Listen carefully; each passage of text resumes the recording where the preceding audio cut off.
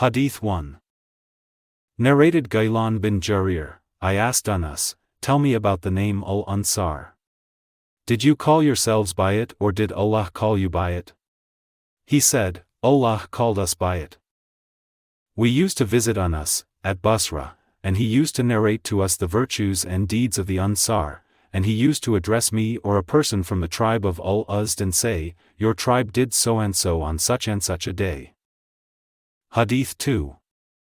Narrated Aisha, the day of Bu'ath, that is, day of fighting between the two tribes of the Ansar, the Aus and Khazraj, was brought about by Allah for the good of His apostle so that when Allah's messenger, peace and blessings be upon him, reached Medina, the tribes of Medina had already divided and their chiefs had been killed and wounded. So Allah had brought about the battle for the good of His apostle in order that they, that is, the Ansar, might embrace Islam. Hadith 3. Narrated Anas, on the day of the conquest of Makkah, when the Prophet, peace and blessings be upon him, had given, from the booty, to the Quraysh, the Ansar said, by Allah, this is indeed very strange, while our swords are still dribbling with the blood of Quraysh, our war booty is distributed amongst them. When this news reached the Prophet, peace and blessings be upon him, he called the Ansar and said, what is this news that has reached me from you? They used not to tell lies, so they replied, what has reached you is true. He said, doesn't it please you that the people take the booty to their homes and you take Allah's messenger, peace and blessings be upon him, to your homes? If the Ansar took their way through a valley or a mountain pass, I would take the Ansar's valley or a mountain pass. Hadith 4. Narrated Abu Hurairah, the Prophet, peace and blessings be upon him, or Abul Qasim said, if the Ansar took their way through a valley or a mountain pass, I would take Ansar's valley. And but for the migration, I would have been one of the Ansar. Abu Hurairah used to say, the Prophet, peace and blessings be upon him, is not unjust, by saying so. May my parents be sacrificed for him, for the Ansar sheltered and helped him, or said a similar sentence. Hadith 5. Narrated Sa'd's father, when the emigrants reached Medina, Allah's messenger, peace and blessings be upon him, established the bond of fraternity between Abdur Rahman and Sa'd bin Rabi'a. Sa'd said to Abdur Rahman, I am the richest of all the Ansar, so I want to divide my property, between us, and I have 2 wives, so see which of the 2 you like and tell me, so that I may divorce her, and when she finishes her prescribed period, that is, iddah, of divorce, then marry her. Abdur Rahman said, may Allah bless your family and property for you, where is your market? So they showed him the Kainuka market. He went there and returned with a profit in the form of dried yogurt and butter. He continued going, to the market, till one day he came, bearing the traces of yellow scent. The Prophet, peace and blessings be upon him, asked, what is this scent? He replied, I got married. The Prophet, peace and blessings be upon him, asked, how much mahr did you give her? He replied, I gave her a date stone of gold or a gold piece equal to the weight of a date stone. The narrator, Ibrahim, is in doubt as to which is correct. Hadith 6. Narrated Anas, when Abdur Rahman bin Auf came to us, Allah's messenger, peace and blessings be upon him, made a bond of fraternity between him and Sa'd bin Rabi'a, who was a rich man. Sa'd said, the Ansar know that I am the richest of all of them, so I will divide my property into 2 parts between me and you, and I have 2 wives, see which of the 2 you like so that I may divorce her and you can marry her after she becomes lawful to you by her passing the prescribed period, that is, iddah, of divorce. Abdur Rahman said, may Allah bless you your family, that is, wives, for you. But Abdur Rahman went to the market, and did not return on that day except with some gain of dried yogurt and butter. He went on trading just a few days till he came to Allah's messenger, peace and blessings be upon him, bearing the traces of yellow scent over his clothes. Allah's messenger, peace and blessings be upon him, asked him, what is this scent? He replied, I have married a woman from the Ansar. Allah's apostle asked, how much mahr have you given? He said, a date stone weight of gold or a golden date stone. The Prophet, peace and blessings be upon him, said, arrange a marriage banquet even with a sheep. Hadith 7. Narrated Abu Hurairah, the Ansar said, to the Prophet, peace and blessings be upon him, please divide the date palm trees between us and them, that is, emigrants. The Prophet, peace and blessings be upon him, said, no. The Ansar said, let them, that is, the emigrants, do the labor for us in the gardens and share the date fruits with us. The emigrants said, we accepted this. Hadith 8. Narrated Al-Bara, I heard the Prophet, peace and blessings be upon him, saying, or the Prophet, peace and blessings be upon him, said, none loves the Ansar but a believer, and none hates them but a hypocrite. So Allah will love him who loves them, and he will hate him who hates them. Hadith 9. Narrated Anas bin Malik, the Prophet, peace and blessings be upon him, said, the sign of belief is to love the Ansar, and the sign of hypocrisy is to hate the Ansar. Hadith 10. Narrated Anas, the Prophet, peace and blessings be upon him, saw the women and children of the Ansar coming forward. The sub-narrator said, I think that Anas said, they were returning from a wedding party. The Prophet, peace and blessings be upon him, stood up and said thrice, by Allah, you are from the most beloved people to me. Hadith 11. Narrated Anas bin Malik, once an Ansari woman, accompanied by a son of hers, came to Allah's Messenger, peace and blessings be upon him. Allah's Messenger, peace and blessings be upon him, spoke to her and said twice, by him in whose hand my life is, you are the most beloved people to me. Hadith 12. Narrated Zaid bin Al-Arqam, the Ansar said, O Allah's Messenger, peace and blessings be upon him. Every prophet has his own followers and we have followed you. So will you invoke Allah to let our followers be considered from us, as Ansar too? So he invoked Allah accordingly. Hadith 13. Narrated Abu Hamza, a man from the Ansar said, every nation has followers and, O Prophet, we have followed you, so invoke Allah to let our followers be considered from us, as Ansar like ourselves. So the Prophet, peace and blessings be upon him, said, O Allah, let their followers be considered as Ansar like themselves. Hadith 14. Narrated Abu Usaid, the Prophet, peace and blessings be upon him, said, the best of the Ansar's families, homes, are those of Banu an-Najjar and then, those of Banu Abdul Ashhal, then, those of Banu al-Harith bin al-Khazraj and then, those of Banu Sa'dah. Nevertheless, there is good in all the families, houses, of the Ansar. On this, Sa'd bin Ubada said, I see that the Prophet, peace and blessings be upon him, has preferred some people to us. Somebody said, to him, no, but he has given you superiority to many. Hadith similar to above with a different chain. Hadith 15. Narrated Abu Usaid, that he heard the Prophet, peace and blessings be upon him, saying, the best of the Ansar, or the best of the Ansar families, homes, are Banu an-Najjar, Bani Abdul Ashhal, Banu al-Harith and Banu Sa'dah. Hadith 16.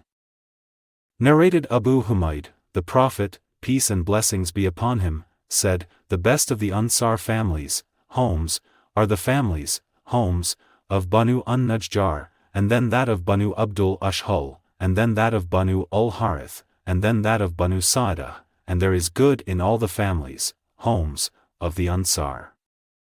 Sa'd bin Ubada followed us and said, O Abu Usaid, don't you see that the Prophet, peace and blessings be upon him, compared the Ansar and made us the last of them in superiority? Then Sa'd met the Prophet, peace and blessings be upon him, and said, O Allah's Messenger, peace and blessings be upon him. In comparing the Ansar's families, homes, as to the degree of superiority, you have made us the last of them. Allah's Messenger, peace and blessings be upon him, replied, isn't it sufficient that you are regarded amongst the best? Hadith 17. Narrated Usaid bin Hudayr, a man from the Ansar said, O Allah's Messenger, peace and blessings be upon him. Will you appoint me as you have appointed so and so? The Prophet, peace and blessings be upon him, said, After me, you will see others given preference to you, so be patient till you meet me at the tank, that is, lake of Kauthar, on the day of resurrection. Hadith 18. Narrated Anas bin Malik, the Prophet, peace and blessings be upon him, said to the Ansar, After me, you will see others given preference to you, so be patient till you meet me, and your promised place, of meeting, will be the tank, that is, lake of Kauthar. Hadith 19. Narrated Yahya bin Sa'id, that he heard Anas bin Malik when he went with him to Al-Walid, saying, Once the Prophet, peace and blessings be upon him, called the Ansar in order to give them the territory of Bahrain. They said, No, unless you give to our emigrant brethren a similar share. On that, he said, If you do not agree to it, then be patient till you meet me, for after me others will be given preference to you. Hadith 20. Narrated Anas bin Malik, Allah's Messenger, peace and blessings be upon him, said, There is no life except the life of the hereafter, so, O Allah, improve the state of the Ansar and the Muhajirun. And Anas added that the Prophet, peace and blessings be upon him, also said, O Allah, forgive the Ansar. Hadith 21. Narrated Anas bin Malik, on the day of the Battle of the Trench, that is, Ghazwat ul-Khandaq, the Ansar used to say, We are those who have given the pledge of allegiance to Muhammad for jihad, that is, holy fighting, as long as we live. The Prophet, peace and blessings be upon him, replied to them, O Allah, there is no life except the life of the hereafter, so please honor the Ansar and the emigrants. Hadith 22. Narrated Sahih, Allah's Messenger, peace and blessings be upon him, came to us while we were digging the trench and carrying out the earth on our backs. Allah's Messenger, peace and blessings be upon him, then said, O Allah, there is no life except the life of the hereafter, so please forgive the emigrants and the Ansar. Hadith 23. Narrated Abu Hurairah, a man came to the Prophet. The Prophet, peace and blessings be upon him, sent a messenger to his wives, to bring something for that man to eat, but they said that they had nothing except water. Then Allah's Messenger, peace and blessings be upon him, said, Who will take this person, or entertain him as a guest? An Ansar man said, I. So he took him to his wife and said to her, Entertain generously the guest of Allah's Messenger, peace and blessings be upon him. She said, We have got nothing except the meals of my children. He said, Prepare your meal, light your lamp and let your children sleep if they ask for supper. So she prepared her meal, lighted her lamp and made her children sleep, and then stood up pretending to mend her lamp, but she put it off. Then both of them pretended to be eating, but they really went to bed hungry. In the morning, the Ansari went to Allah's Messenger, peace and blessings be upon him, who said, Tonight Allah laughed or wondered at your action. Then Allah revealed, But give them, emigrants, preference over themselves even though they were in need of that. And whosoever is saved from the covetousness, such are they who will be successful. Surah 59, Ayah 9. Hadith 24. Narrated Anas bin Malik, Abu Bakr and Al-Abbas passed by one of the gatherings of the Ansar who were weeping then. He, that is, Abu Bakr or Al-Abbas, asked, Why are you weeping? They replied, We are weeping because we remember the gathering of the Prophet, peace and blessings be upon him, with us. So Abu Bakr went to the Prophet, peace and blessings be upon him, and told him of that. The Prophet, peace and blessings be upon him, came out, tying his head with a piece of the hem of a sheet. He ascended the pulpit which he never ascended after that day. He glorified and praised Allah and then said, I request you to take care of the Ansar as they are my near companions to whom I confided my private secrets. They have fulfilled their obligations and rights which were enjoined on them, but there remains what is for them. So, accept the good of the good-doers amongst them and excuse the wrong-doers amongst them. Hadith 25. Narrated Ibn Abbas, Allah's Messenger, peace and blessings be upon him, in his fatal illness, came out wrapped in a sheet covering his shoulders and his head was tied with an oily tape of cloth till he sat on the pulpit, and after praising and glorifying Allah, he said, Then after, O people, the people will go on increasing, but the Ansar will go on decreasing till they become just like salt in a meal. So whoever amongst you will be the ruler and has the power to harm or benefit others, should accept the good of the good-doers amongst them and excuse the wrong-doers amongst them. Hadith 26. Narrated Anas bin Malik, the Prophet, peace and blessings be upon him, said, The Ansar are my near companions to whom I confided my private secrets. People will go on increasing but the Ansar will go on decreasing, so accept the good of the good-doers amongst them and excuse the wrong-doers amongst them. Hadith 27. Narrated Al-Bara, a silken cloth was given as a present to the Prophet, peace and blessings be upon him. His companions started touching it and admiring its softness. The Prophet, peace and blessings be upon him, said, Are you admiring its softness? The handkerchiefs of Sa'd bin Mu'adh, in paradise, are better and softer than it. Hadith 28. Narrated Jabir, I heard the Prophet, peace and blessings be upon him, saying, The throne of Allah shook at the death of Sa'd bin Mu'adh. Through another group of narrators, Jabir added, I heard the Prophet, peace and blessings be upon him, saying, The throne of the Beneficent shook because of the death of Sa'd bin Mu'adh. Hadith 29. Narrated Abu Sa'id al-Khudri, some people, that is, the Jews of Bani Qurayza, agreed to accept the verdict of Sa'd bin Mu'adh, so the Prophet, peace and blessings be upon him, sent for him, that is, Sa'd bin Mu'adh. He came riding a donkey, and when he approached the mosque, the Prophet, peace and blessings be upon him, said, Get up for the best amongst you, or said, Get up for your chief. Then the Prophet, peace and blessings be upon him, said, O Sa'd, these people have agreed to accept your verdict. Sa'd said, I judge that their warriors should be killed and their children and women should be taken as captives. The Prophet said, You have given a judgment similar to Allah's judgment, or the king's judgment. Hadith 30. Narrated Anas, two men left the Prophet, peace and blessings be upon him, on a very dark night. Suddenly a light came in front of them, and when they separated, the light also separated along with them. Hadith 31. Narrated Abdullah bin Amr, I heard the Prophet, peace and blessings be upon him, saying, Learn the recitation of Quran from four persons, Ibn Mas'ud, Salam, the freed slave of Abu Hudayfa, Ubayy and Mu'adh bin Jabal. Hadith 32.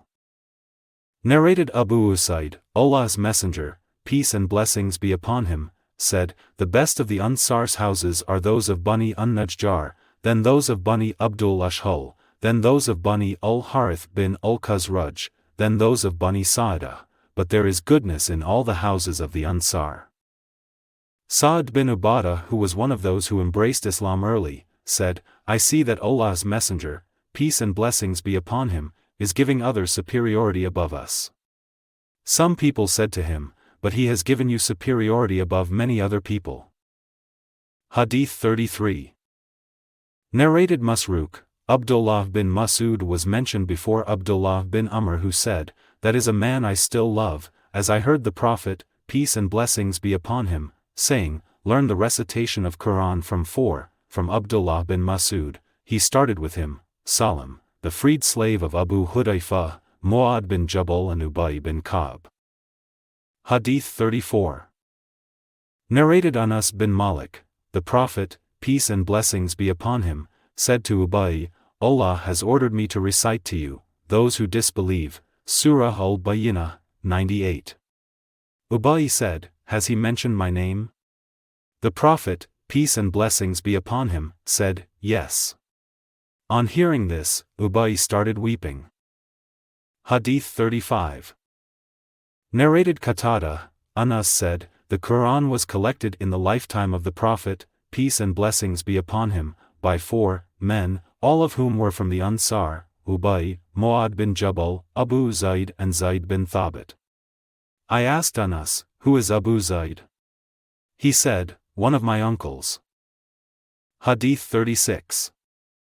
Narrated Anas, on the day of the Battle of Uhud, the people ran away, leaving the Prophet, peace and blessings be upon him, but Abu Talha was shielding the Prophet, peace and blessings be upon him, with his shield in front of him. Abu Talha was a strong, experienced archer who used to keep his arrow bow strong and well stretched. On that day, he broke 2 or 3 arrow bows. If any man passed by carrying a quiver full of arrows, the Prophet, peace and blessings be upon him, would say to him, empty it in front of Abu Talha. When the Prophet, peace and blessings be upon him, started looking at the enemy by raising his head, Abu Talha said, O Allah's Prophet! Let my parents be sacrificed for your sake. Please don't raise your head and make it visible, lest an arrow of the enemy should hit you. Let my neck and chest be wounded instead of yours. On that day, I saw Aisha, the daughter of Abu Bakr, and Sulaym both lifting their dresses up so that I was able to see the ornaments of their legs, and they were carrying the water skins on their arms to pour the water into the mouths of the thirsty people and then go back and fill them and come to pour the water into the mouths of the people again. On that day, Abu Talha's sword fell from his hand twice or thrice. Hadith 37. Narrated Sa'd bin Abi Waqqas, I have never heard the Prophet, peace and blessings be upon him, saying about anybody walking on the earth that he is from the people of paradise except Abdullah bin Salam. The following verse was revealed concerning him, and a witness from the children of Israel testifies that this Quran is true. Surah 46, Ayah 10. Hadith 38. Narrated Qais bin Ubad, while I was sitting in the mosque of Medina, there entered a man, Abdullah bin Salam, with signs of solemnity over his face. The people said, he is one of the people of paradise. He prayed 2 light rakat and then left. I followed him and said, when you entered the mosque, the people said, he is one of the people of paradise. He said, by Allah, one ought not say what he does not know, and I will tell you why. In the lifetime of the Prophet, peace and blessings be upon him, I had a dream which I narrated to him. I saw as if I were in a garden. He then described its extension and greenery. He added, in its center there was an iron pillar whose lower end was fixed in the earth and the upper end was in the sky, and at its upper end there was a ring-shaped handhold. I was told to climb it. I said, I can't. Then a servant came to me and lifted my clothes from behind and I climbed till I reached the top of the pillar. Then I got hold of the handhold, and I was told to hold it tightly. Then I woke up and, the effect of, the handhold was in my hand. I narrated all that to the Prophet, peace and blessings be upon him, who said, the garden is Islam, and the handhold is the most truthworthy handhold. So you will remain as a Muslim till you die. The narrator added, the man was Abdullah bin Salam. Hadith 39. Narrated Abu Burda, when I came to Medina, I met Abdullah bin Salam. He said, will you come to me so that I may serve you with sawiq, that is, powdered barley, and dates, and let you enter a blessed house that in which the Prophet, peace and blessings be upon him, entered? Then he added, you are in a country where the practice of riba, that is, usury, is prevalent. So if somebody owes you something and he sends you a present of a load of chopped straw or a load of barley or a load of provender, then do not take it, as it is riba. Hadith 40. Narrated Ali, I heard Allah's Messenger, peace and blessings be upon him, saying, as below. Narrated Ali, the Prophet, peace and blessings be upon him, said, the best of the world's women is Mary, at her lifetime, and the best of the world's women is Khadijah, at her lifetime. Hadith 41.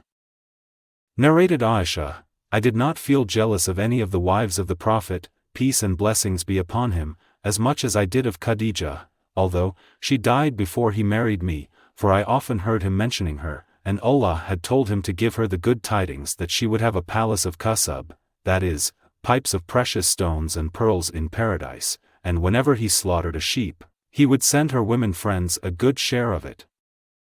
Hadith 42. Narrated Aisha, I did not feel jealous of any woman as much as I did of Khadija, because Allah's Messenger, peace and blessings be upon him, used to mention her very often. He married me after 3 years of her death, and his Lord, or Gabriel, ordered him to give her the good news of having a palace of qasab in paradise. Hadith 43.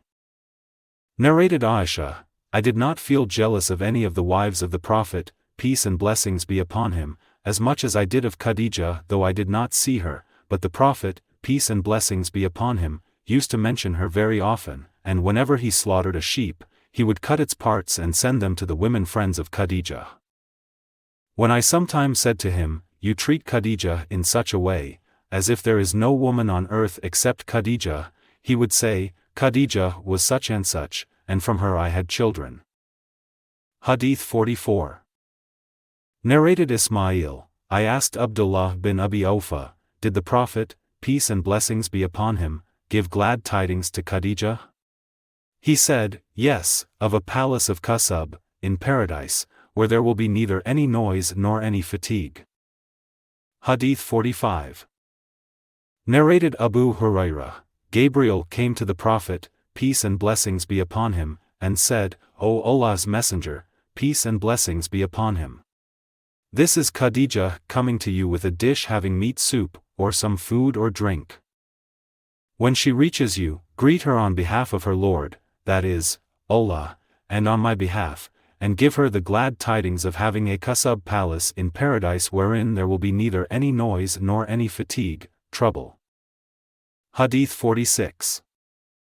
Narrated Aisha, once Hala bint Khuwaylid, Khadija's sister, asked the permission of the Prophet, peace and blessings be upon him, to enter. On that, the Prophet, peace and blessings be upon him, remembered the way Khadija used to ask permission, and that upset him.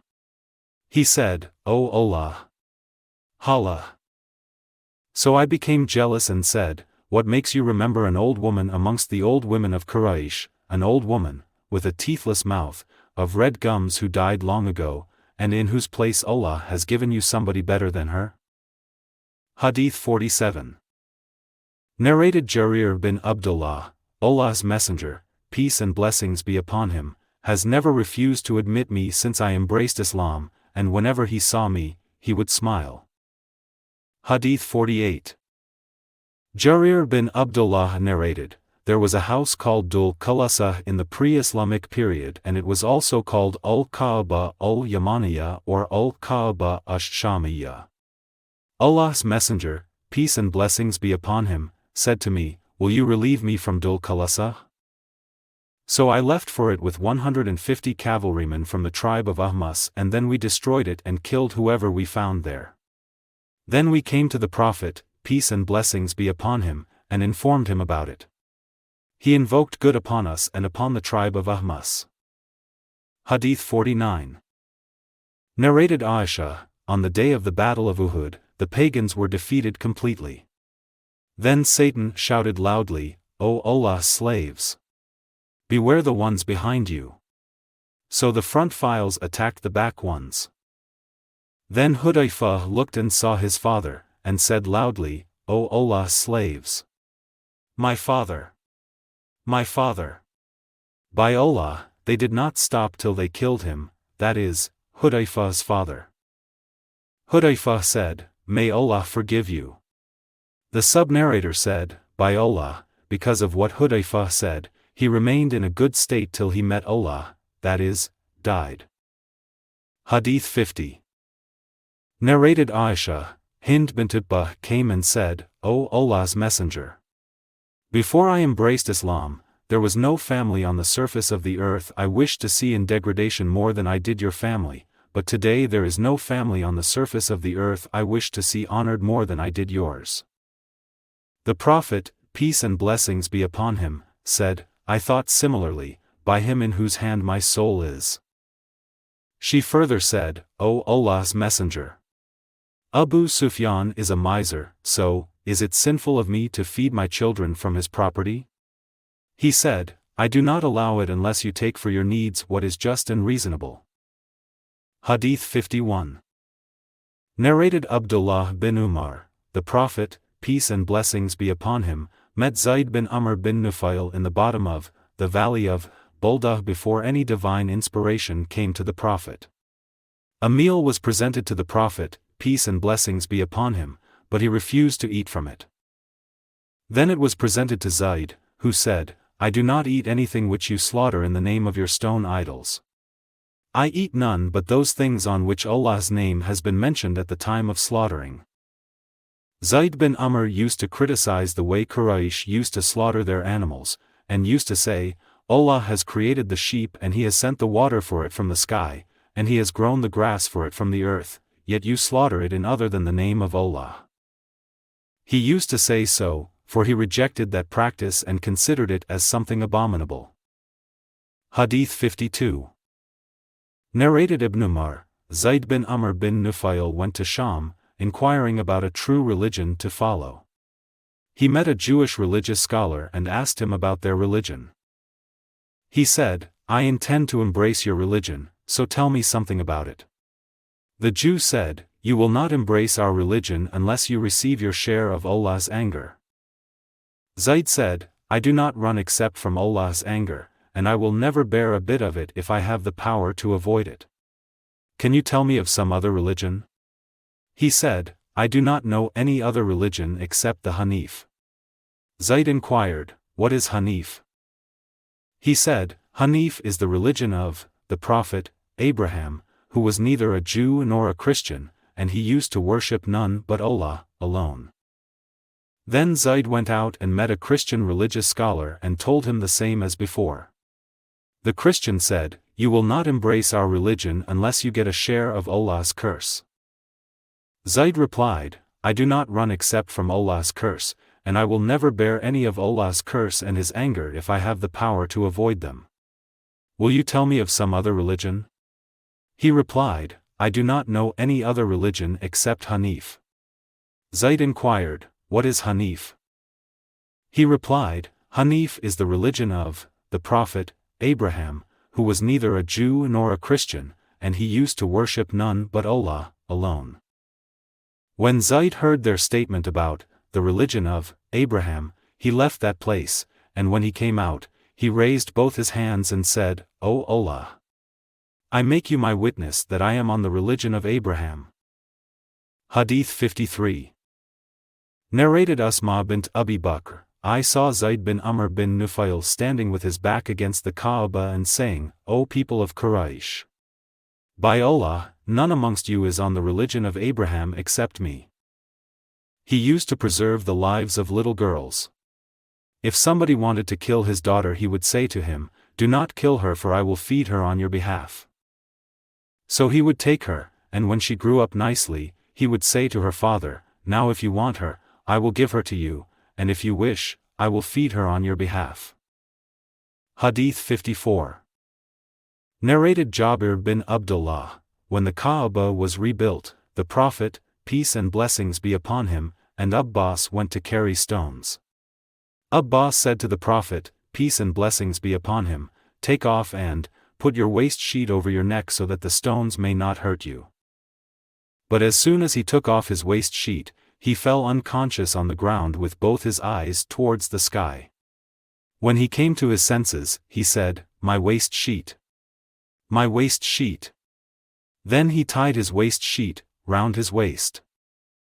Hadith 55.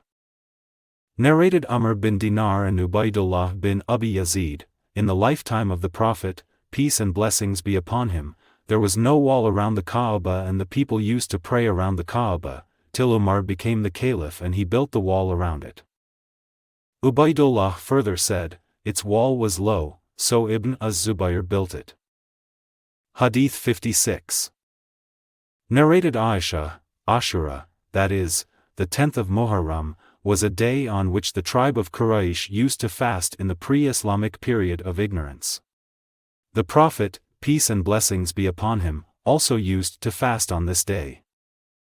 So when he migrated to Medina, he fasted on it and ordered the Muslims to fast on it. When the fasting of Ramadan was enjoined, it became optional for the people to fast or not to fast on the day of Ashura. Hadith 57. Narrated Ibn Abbas, the people used to consider the performance of Umrah in the months of Hajj an evil deed on the earth, and they used to call the month of Muharram as Safar and used to say, when the wounds over the backs of the camels have healed and the footmarks of the camels have vanished after coming from Hajj, then Umrah becomes legal for the one who wants to perform Umrah. Allah's Messenger, peace and blessings be upon him, and his companions reached Makkah assuming ihram for Hajj on the 4th of Dhul Hijjah. The Prophet, peace and blessings be upon him, ordered his companions to perform Umrah with that ihram instead of Hajj. They asked, O Allah's Apostle, what kind of finishing of ihram? The Prophet, peace and blessings be upon him, said, finish the ihram completely. Hadith 58. Narrated Sa'id bin al-Musayyab's grandfather, in the pre-Islamic period of ignorance, a flood of rain came and filled the valley in between the two mountains, around the Kaaba. Hadith 59. Narrated Qais bin Abi Hazim, Abu Bakr went to a lady from the Ahmas tribe called Zainab bint al-Muhajir and found that she refused to speak. He asked, why does she not speak? The people said, she has intended to perform Hajj without speaking. He said to her, speak, for it is illegal not to speak, as it is an action of the pre-Islamic period of ignorance. So she spoke and said, who are you? He said, a man from the emigrants. She asked, which emigrants? He replied, from Quraysh. She asked, from what branch of Quraysh are you? He said, you ask too many questions, I am Abu Bakr. She said, how long shall we enjoy this good order, that is, Islamic religion, which Allah has brought after the period of ignorance? He said, you will enjoy it as long as your imams keep on abiding by its rules and regulations. She asked, what are the imams? He said, were there not heads and chiefs of your nation who used to order the people and they used to obey them? She said, yes. He said, so they, that is, the imams, are those whom I meant. Hadith 60. Narrated Aisha, a black lady slave of some of the Arabs embraced Islam and she had a hut in the mosque. She used to visit us and talk to us, and when she finished her talk, she used to say, the day of the scarf was one of our Lord's wonders, verily. He has delivered me from the land of Kufr. When she said the above verse many times, I, that is, Aisha, asked her, what was the day of the scarf?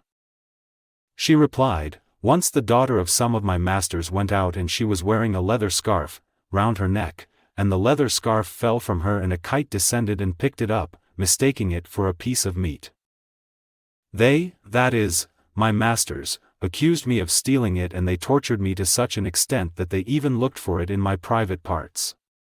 So, while they all were around me, and I was in my great distress, suddenly the kite came over our heads and through the scarf, and they took it. I said to them, this is what you accused me of stealing, though I was innocent. Hadith 61. Narrated Ibn Umar, the Prophet, peace and blessings be upon him, said, if anybody has to take an oath, he should swear only by Allah. The people of Quraysh used to swear by their fathers, but the Prophet, peace and blessings be upon him, said, do not swear by your fathers. Hadith 62. Narrated Abdur Rahman bin Al-Qasim, Al-Qasim used to walk in front of the funeral procession. He used not to get up for the funeral procession, in case it passed by him. And he narrated from Aisha that she said, the people of the pre-Islamic period of ignorance used to stand up for the funeral procession. When they saw it they used to say twice, you were noble in your family. What are you now? Hadith 63. Narrated Umar, the pagans used not to leave Jama, that is, Muzdalifah, till the sun had risen on Thabir mountain. The Prophet contradicted them by leaving Muzdalifah before the sun rose. Hadith 64. Narrated Husayn, that Ikrimah said, Ka'asan dihaka means glass full, of something, followed successively with other full glasses. Hadith 65. Ibn Abbas said, in the pre-Islamic period of ignorance I heard my father saying, provide us with Ka'asan dihaka. Hadith 66. Narrated Abu Hurairah, the Prophet, peace and blessings be upon him, said, the most true words said by a poet was the words of Labid. He said, verily, everything except Allah is perishable, and Umayya bin Salt was about to be a Muslim, but he did not embrace Islam. Hadith 67. Narrated Aisha, Abu Bakr had a slave who used to give him some of his earnings. Abu Bakr used to eat from it. One day he brought something and Abu Bakr ate from it. The slave said to him, do you know what this is? Abu Bakr then inquired, what is it? The slave said, once, in the pre-Islamic period of ignorance I foretold somebody's future, though I did not know this knowledge of foretelling but I cheated him, and when he met me, he gave me something for that service, and that is what you have eaten from. Then Abu Bakr put his hand in his mouth and vomited whatever was present in his stomach. Hadith 68. Narrated Ibn Umar, in the pre-Islamic period of ignorance, the people used to bargain with the meat of camels on the principle of habal ul-habala, which meant the sale of a she-camel that would be borne by a she-camel that had not yet been born. The Prophet, peace and blessings be upon him, forbade them such a transaction. Hadith 69. Narrated Ghaylan bin Jarir, we used to visit Anas bin Malik and he used to talk to us about the Ansar, and used to say to me, your people did so and so on such and such a day, and your people did so and so on such and such a day. Hadith 70. Narrated Ibn Abbas, the first event of Qasama in the pre-Islamic period of ignorance was practiced by us, that is, Banu Hashim. A man from Banu Hashim was employed by a Qurayshi man from another branch family. The Hashimi laborer set out with the Qurayshi driving his camels. There passed by him another man from Banu Hashim. The leather rope of the latter's bag had broken, so he said to the laborer, will you help me by giving me a rope in order to tie the handle of my bag lest the camels should run away from me? The laborer gave him a rope and the latter tied his bag with it. When the caravan halted, all the camels' legs were tied with their fetters except one camel. The employer asked the laborer, why, from among all the camels, has this camel not been fettered? He replied, there is no fetter for it. The Qurayshi asked, where is its fetter, and hit the laborer with a stick that caused his death. Later on, just before his death, a man from Yemen passed by him. The laborer asked him, will you go for the pilgrimage? He replied, I do not think I will attend it, but perhaps I will attend it. The Hashimi laborer said, will you please convey a message for me once in your life? The other man said, yes. The laborer wrote, when you attend the pilgrimage, call the family of Quraysh, and if they respond to you, call the family of Banu Hashim, and if they respond to you, ask about Abu Talib and tell him that so-and-so has killed me for a fetter. Then the laborer expired. When the employer reached Makkah, Abu Talib visited him and asked, what has happened to our companion? He said, he became ill and I looked after him nicely, but he died, and I buried him. Then Abu Talib said, the deceased deserved this from you. After some time, the messenger whom the laborer had asked to convey the message, reached during the pilgrimage season. He called, O the family of Quraysh. The people replied, this is Quraysh. Then he called, O the family of Banu Hashim. Again the people replied, this is Banu Hashim. He asked, who is Abu Talib? The people replied, this is Abu Talib. He said, so-and-so has asked me to convey a message to you that so-and-so has killed him for a fetter of a camel. Then Abu Talib went to the Qurayshi killer and said to him, choose one of three alternatives. 1. If you wish, give us 100 camels because you have murdered our companion. 2. Or if you wish, 50 of your men should take an oath that you have not murdered our companion, and if you do not accept this, 3, we will kill you in Qisas. The killer went to his people and they said, we will take an oath. Then a woman from Banu Hashim who was married to one of them, that is, the Qurayshis, and had given birth to a child from him, came to Abu Talib and said, O Abu Talib, I wish that my son from among the 50 men should be excused from this oath, and that he should not take the oath where the oath-taking is carried on.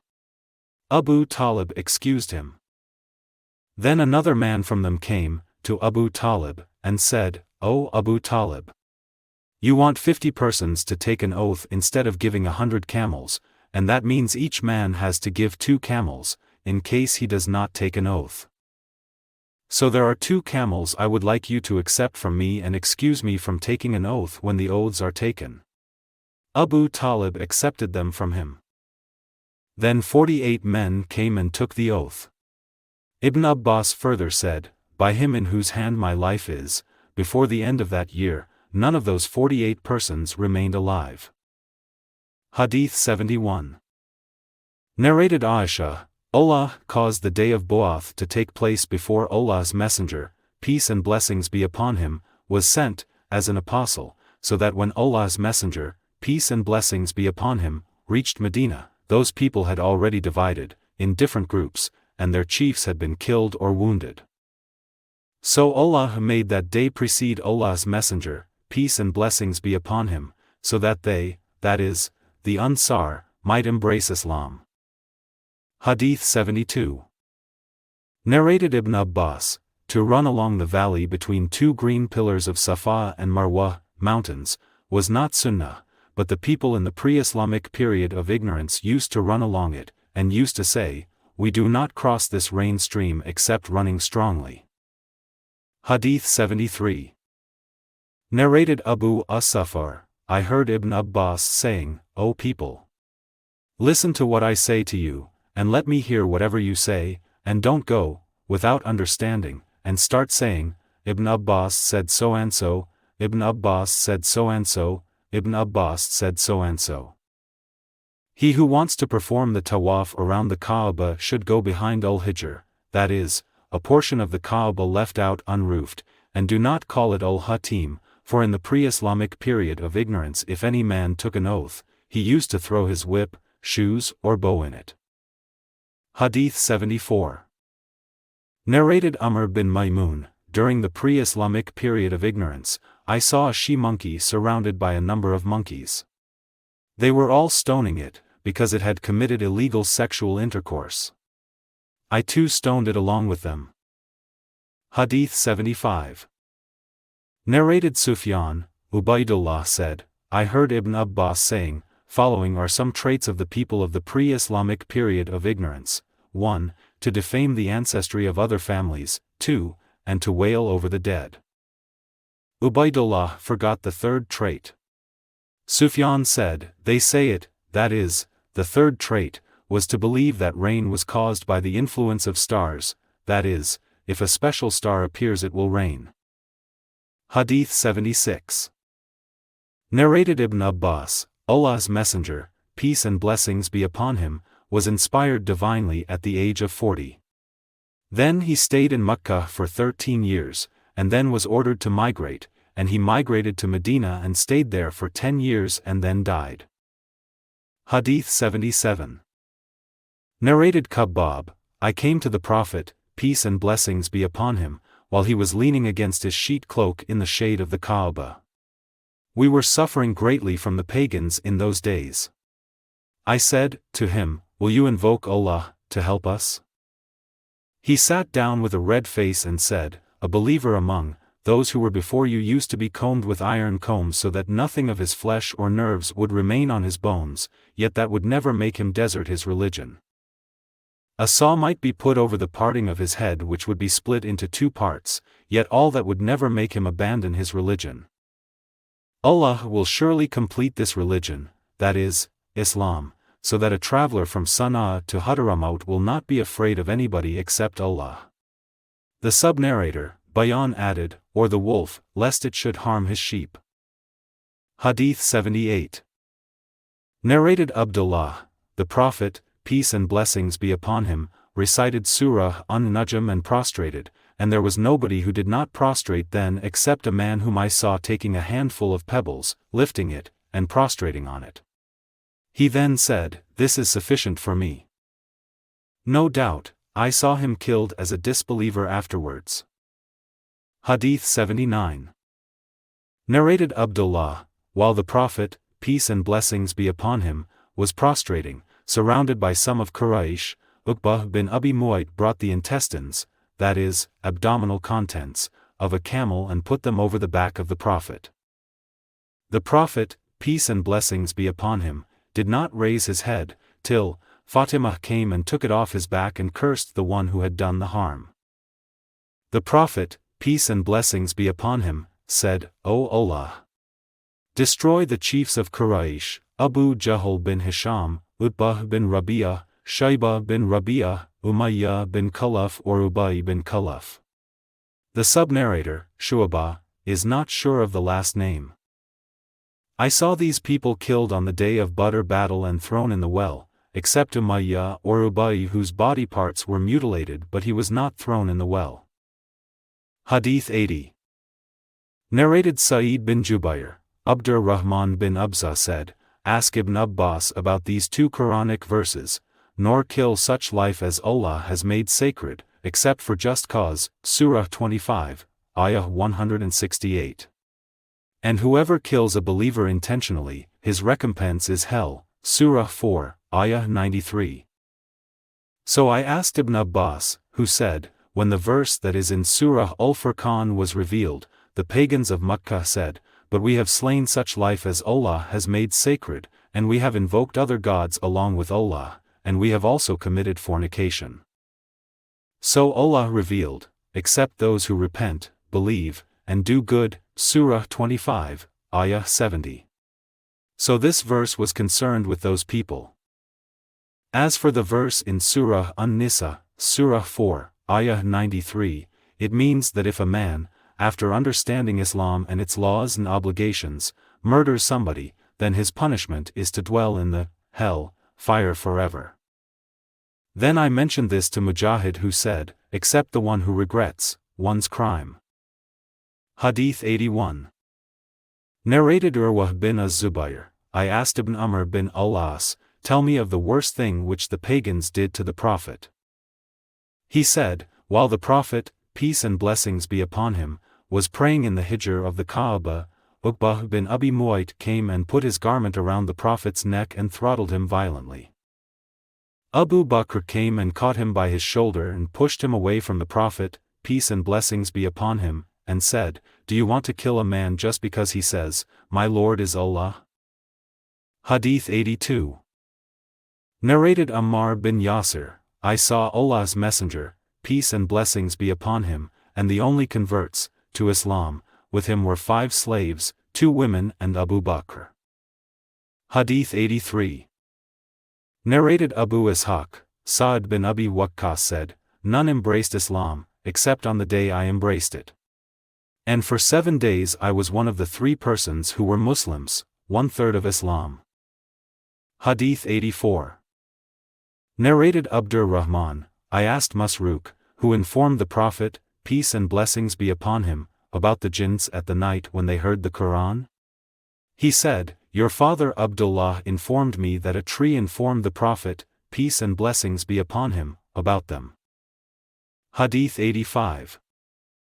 Narrated Abu Hurairah, that once he was in the company of the Prophet, peace and blessings be upon him, carrying a water pot for his ablution and for cleaning his private parts. While he was following him carrying it, that is, the pot, the Prophet, peace and blessings be upon him, said, "Who is this?" He said, "I am Abu Hurairah." The Prophet, peace and blessings be upon him, said, "Bring me stones in order to clean my private parts, and do not bring any bones or animal dung." Abu Hurairah went on narrating, "So I brought some stones, carrying them in the corner of my robe till I put them by his side and went away. When he finished, I walked with him and asked, 'What about the bone and the animal dung?' He said, 'They are of the food of jinns.'" The delegate of jinns of the city of Nasibin came to me, and how nice those jinns were, and asked me for the remains of the human food. I invoked Allah for them that they would never pass by a bone or animal dung but find food on them. Hadith 86. Narrated Ibn Abbas, when Abu Dhar received the news of the advent of the Prophet, peace and blessings be upon him, he said to his brother, "Ride to this valley, of Makkah, and try to find out the truth of the person who claims to be a prophet who is informed of the news of heaven. Listen to what he says and come back to me." So his brother set out and came to the Prophet, peace and blessings be upon him, and listened to some of his talks, and returned to Abu Dhar and said to him, "I have seen him enjoining virtuous behavior and saying something that is not poetry." Abu Dhar said, "You have not satisfied me as to what I wanted."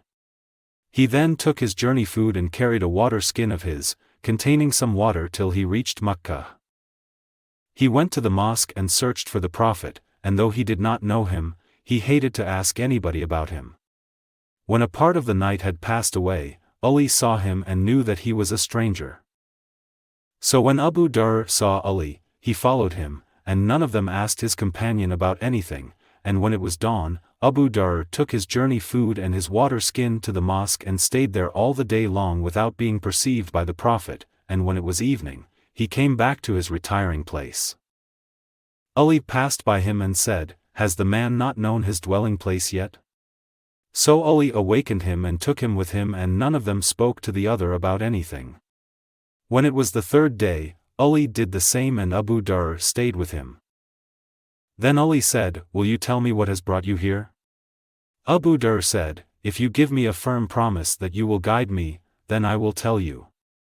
Ali promised him, and he informed Ali about the matter. Ali said, "It is true, and he is the messenger of Allah. Next morning when you get up, accompany me, and if I see any danger for you, I will stop as if to pass water, but if I go on, follow me and enter the place which I will enter." Abu Dhar did so, and followed Ali till he entered the place of the Prophet, and Abu Dhar went in with him. Abu Dhar listened to some of the Prophet's talks and embraced Islam on the spot. The Prophet, peace and blessings be upon him, said to him, "Go back to your people and inform them about it, till you receive my order." Abu Dhar said, "By him in whose hand my life is, I will proclaim my conversion loudly amongst them, that is, the pagans." So he went out, and when he reached the mosque, he said as loudly as possible, "I bear witness that none has the right to be worshipped except Allah, and Muhammad is the messenger of Allah." The people got up and beat him painfully. Then Al-Abbas came and knelt over him, to protect him, and said, to the people, "Woe to you! Don't you know that this man belongs to the tribe of Ghifar and your trade to Sham is through their way?" So he rescued him from them. Abu Dhar again did the same the next day. They beat him and took vengeance on him, and again Al-Abbas knelt over him, to protect him. Hadith 87. Narrated Qais, I heard Sa'id bin Zaid bin Amr bin Nufail saying in the mosque of Al-Kufa, "By Allah, I have seen myself tied and forced by Umar to leave Islam before Umar himself embraced Islam. And if the mountain of Uhud could move from its place for the evil which you people have done to Uthman, then it would have the right to move from its place." Hadith 88. Narrated Abdullah bin Mas'ud, we have been powerful since Umar embraced Islam. Hadith 89.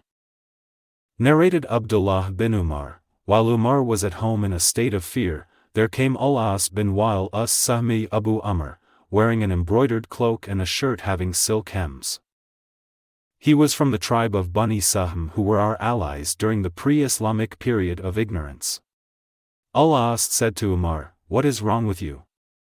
He said, "Your people claim that they would kill me if I become a Muslim." Al-As said, "Nobody will harm you after I have given protection to you." So Al-As went out and met the people streaming in the whole valley. He said, "Where are you going?" They said, "We want Ibn al-Khattab who has embraced Islam." Al-As said, "There is no way for anybody to touch him." So the people retreated. Hadith 90. Narrated Abdullah bin Umar, when Umar embraced Islam, all the disbelieving people gathered around his home and said, Umar has embraced Islam. At that time, I was still a boy and was on the roof of my house. There came a man wearing a cloak of dibaj, that is, a kind of silk, and said, Umar has embraced Islam. Nobody can harm him for I am his protector. I then saw the people going away from Umar and asked who the man was, and they said, Al-As bin Wal. Hadith 91. Narrated Abdullah bin Umar, I never heard Umar saying about something that he thought it would be so and so, but he was quite right. Once, while Umar was sitting, a handsome man passed by him. Umar said, if I am not wrong, this person is still on his religion of the pre-Islamic period of ignorance, or he was their foreteller. Call the man to me. When the man was called to him, he told him of his thought. The man said, I have never seen such a day on which a Muslim is faced with such an accusation. Umar said, I am determined that you should tell me the truth.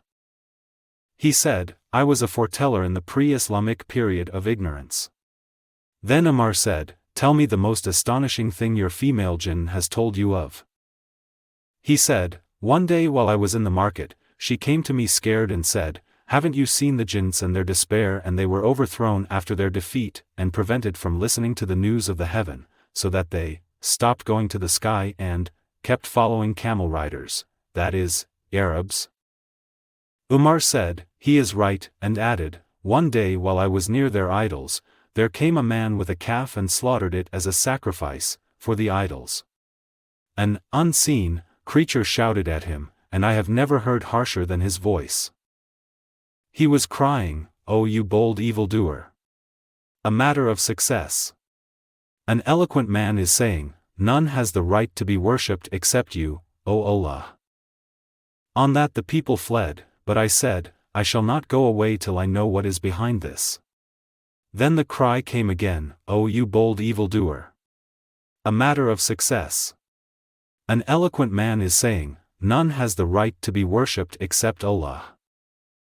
I then went away, and a few days later it was said, a prophet has appeared. Hadith 92.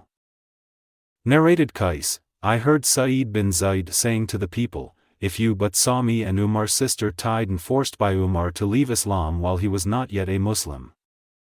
And if the mountain of Uhud could move from its place for the evil which you people have done to Uthman, it would have the right to do that. Hadith 93. Narrated Anas bin Malik, the people of Makkah asked Allah's Messenger, peace and blessings be upon him, to show them a miracle. So he showed them the moon split in two halves, between which they saw the Hira mountain. Hadith 94. Narrated Abdullah, the moon was split into two pieces, while we were with the Prophet, peace and blessings be upon him, in Mina. He said, be witnesses. Then a piece of the moon went towards the mountain. Hadith 95. Narrated Abdullah bin Abbas, during the lifetime of Allah's Messenger, peace and blessings be upon him, the moon was split into two pieces. Hadith 96. Narrated Abdullah, the moon was split into two pieces. Hadith 97. Narrated Ubaydullah bin Adi bin al-Qiyar, that Al-Miswar bin Makramah and Abdur Rahman bin al-Aswad bin Abd Yagut had said to him, what prevents you from speaking to your uncle Uthman regarding his brother Al-Walid bin Uqbah? The people were speaking against the latter for what he had done.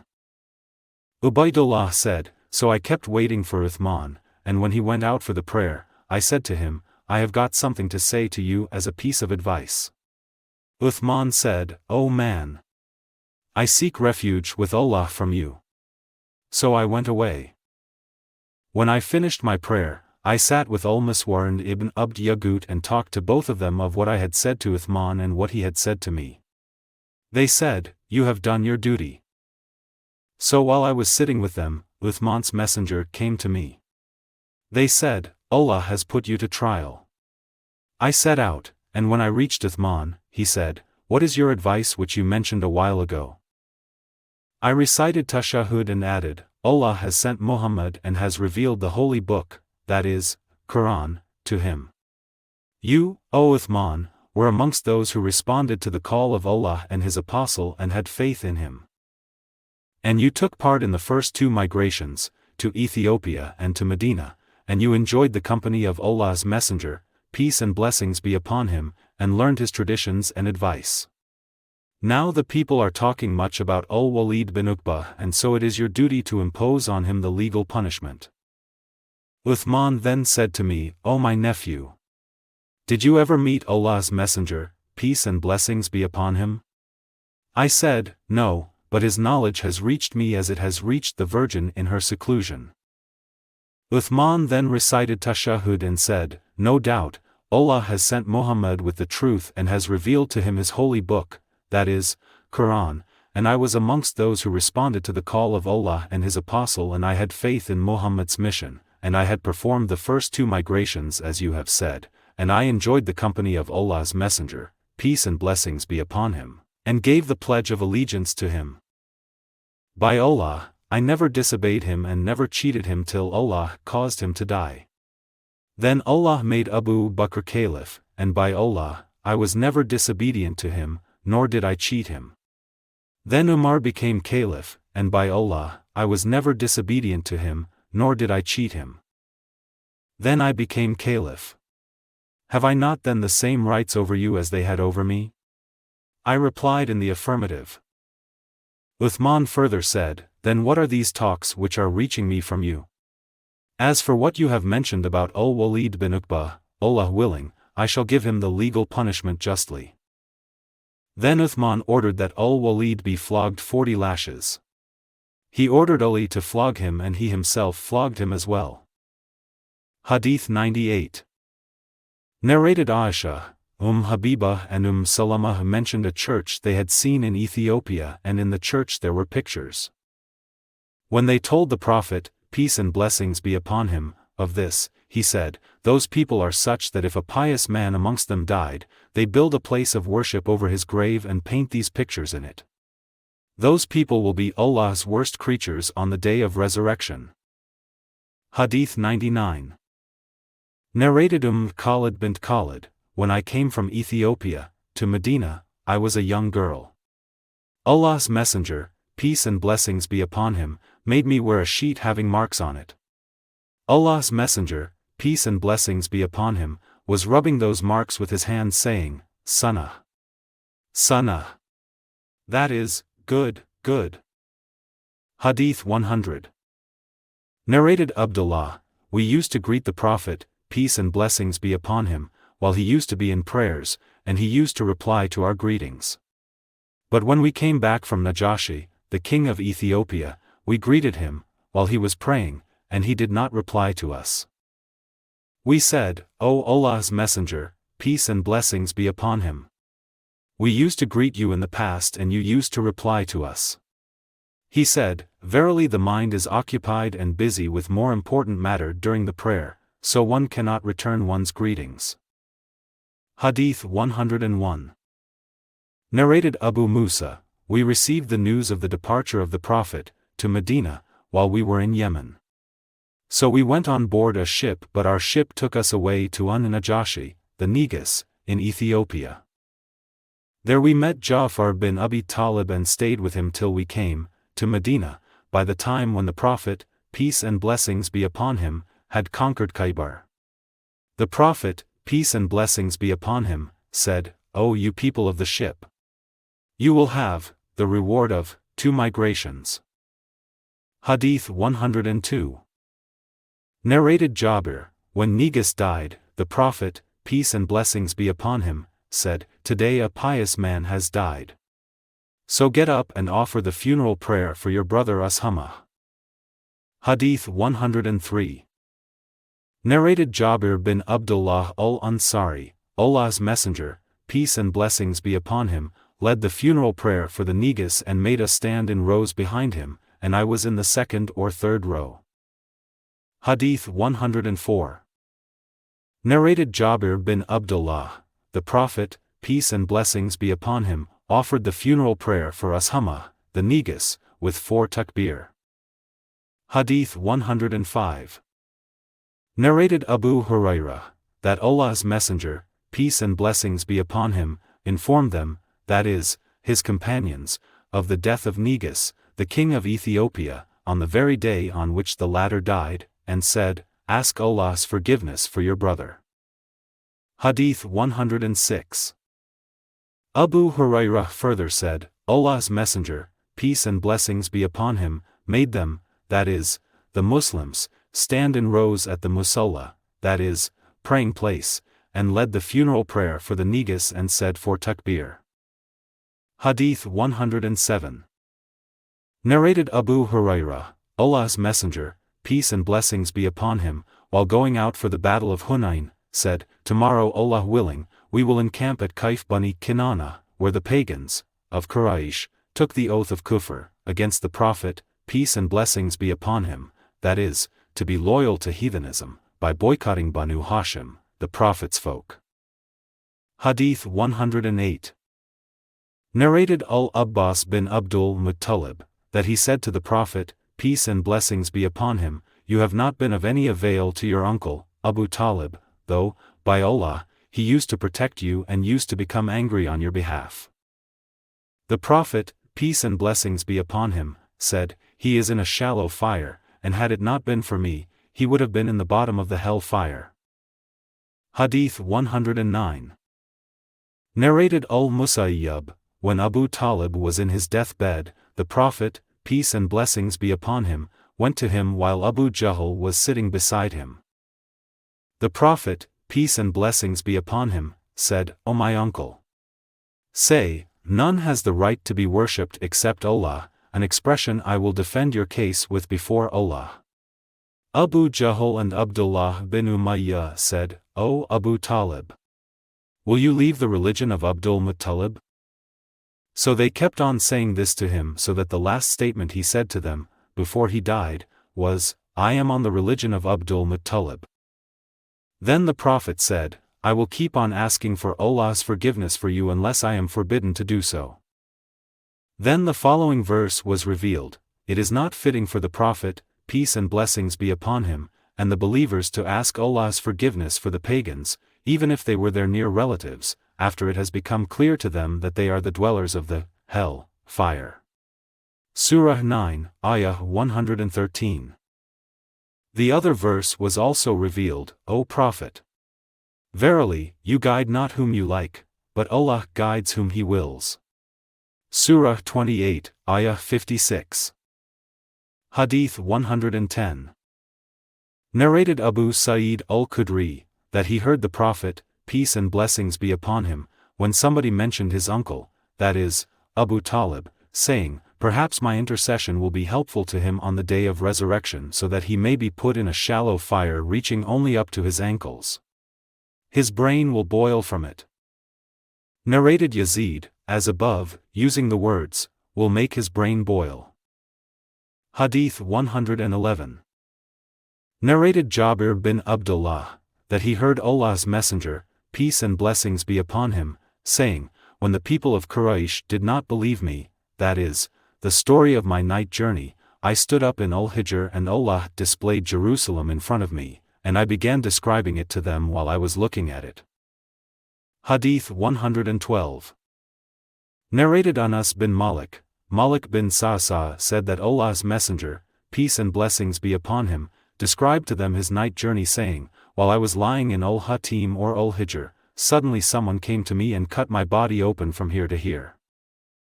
I asked Al-Jarud who was by my side, What does he mean? He said, It means from his throat to his pubic area, or said, from the top of the chest. The Prophet, peace and blessings be upon him, further said, He then took out my heart. Then a gold tray of belief was brought to me and my heart was washed and was filled with belief, and then returned to its original place. Then a white animal which was smaller than a mule and bigger than a donkey was brought to me. On this, Al-Jarud asked, Was it the Barak, O Abu Hamza?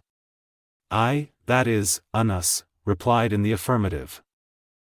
The Prophet, peace and blessings be upon him, said, The animal's step was so wide that it reached the farthest point within the reach of the animal's sight.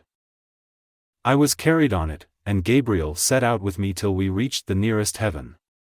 When he asked for the gate to be opened, it was asked, "Who is it?" Gabriel answered, "Gabriel." It was asked, "Who is accompanying you?" Gabriel replied, "Muhammad." It was asked, "Has Muhammad been called?" Gabriel replied in the affirmative. Then it was said, "He is welcomed. What an excellent visit his is." The gate was opened, and when I went over the first heaven, I saw Adam there. Gabriel said to me, "This is your father, Adam, pay him your greetings." So I greeted him and he returned the greeting to me and said, "You are welcomed, O pious son and pious prophet." Then Gabriel ascended with me till we reached the second heaven. Gabriel asked for the gate to be opened. It was asked, "Who is it?" Gabriel answered, "Gabriel." It was asked, "Who is accompanying you?" Gabriel replied, "Muhammad." It was asked, "Has he been called?" Gabriel answered in the affirmative. Then it was said, "He is welcomed. What an excellent visit his is." The gate was opened. When I went over the second heaven, there I saw Yahya, that is, John, and Isa, that is, Jesus, who were cousins of each other. Gabriel said to me, "These are John and Jesus, pay them your greetings." So I greeted them and both of them returned my greetings to me and said, "You are welcomed, O pious brother and pious prophet." Then Gabriel ascended with me to the third heaven and asked for its gate to be opened. It was asked, "Who is it?" Gabriel replied, "Gabriel." It was asked, "Who is accompanying you?" Gabriel replied, "Muhammad." It was asked, "Has he been called?" Gabriel replied in the affirmative. Then it was said, "He is welcomed, what an excellent visit his is." The gate was opened, and when I went over the third heaven there I saw Joseph. Gabriel said to me, "This is Joseph, pay him your greetings." So I greeted him and he returned the greeting to me and said, "You are welcomed, O pious brother and pious prophet." Then Gabriel ascended with me to the fourth heaven and asked for its gate to be opened. It was asked, "Who is it?" Gabriel replied, "Gabriel." It was asked, "Who is accompanying you?" Gabriel replied, "Muhammad." It was asked, "Has he been called?" Gabriel replied in the affirmative. Then it was said, "He is welcomed, what an excellent visit his is." The gate was opened, and when I went over the fourth heaven, there I saw Idris. Gabriel said to me, "This is Idris, pay him your greetings." So I greeted him and he returned the greeting to me and said, "You are welcomed, O pious brother and pious prophet."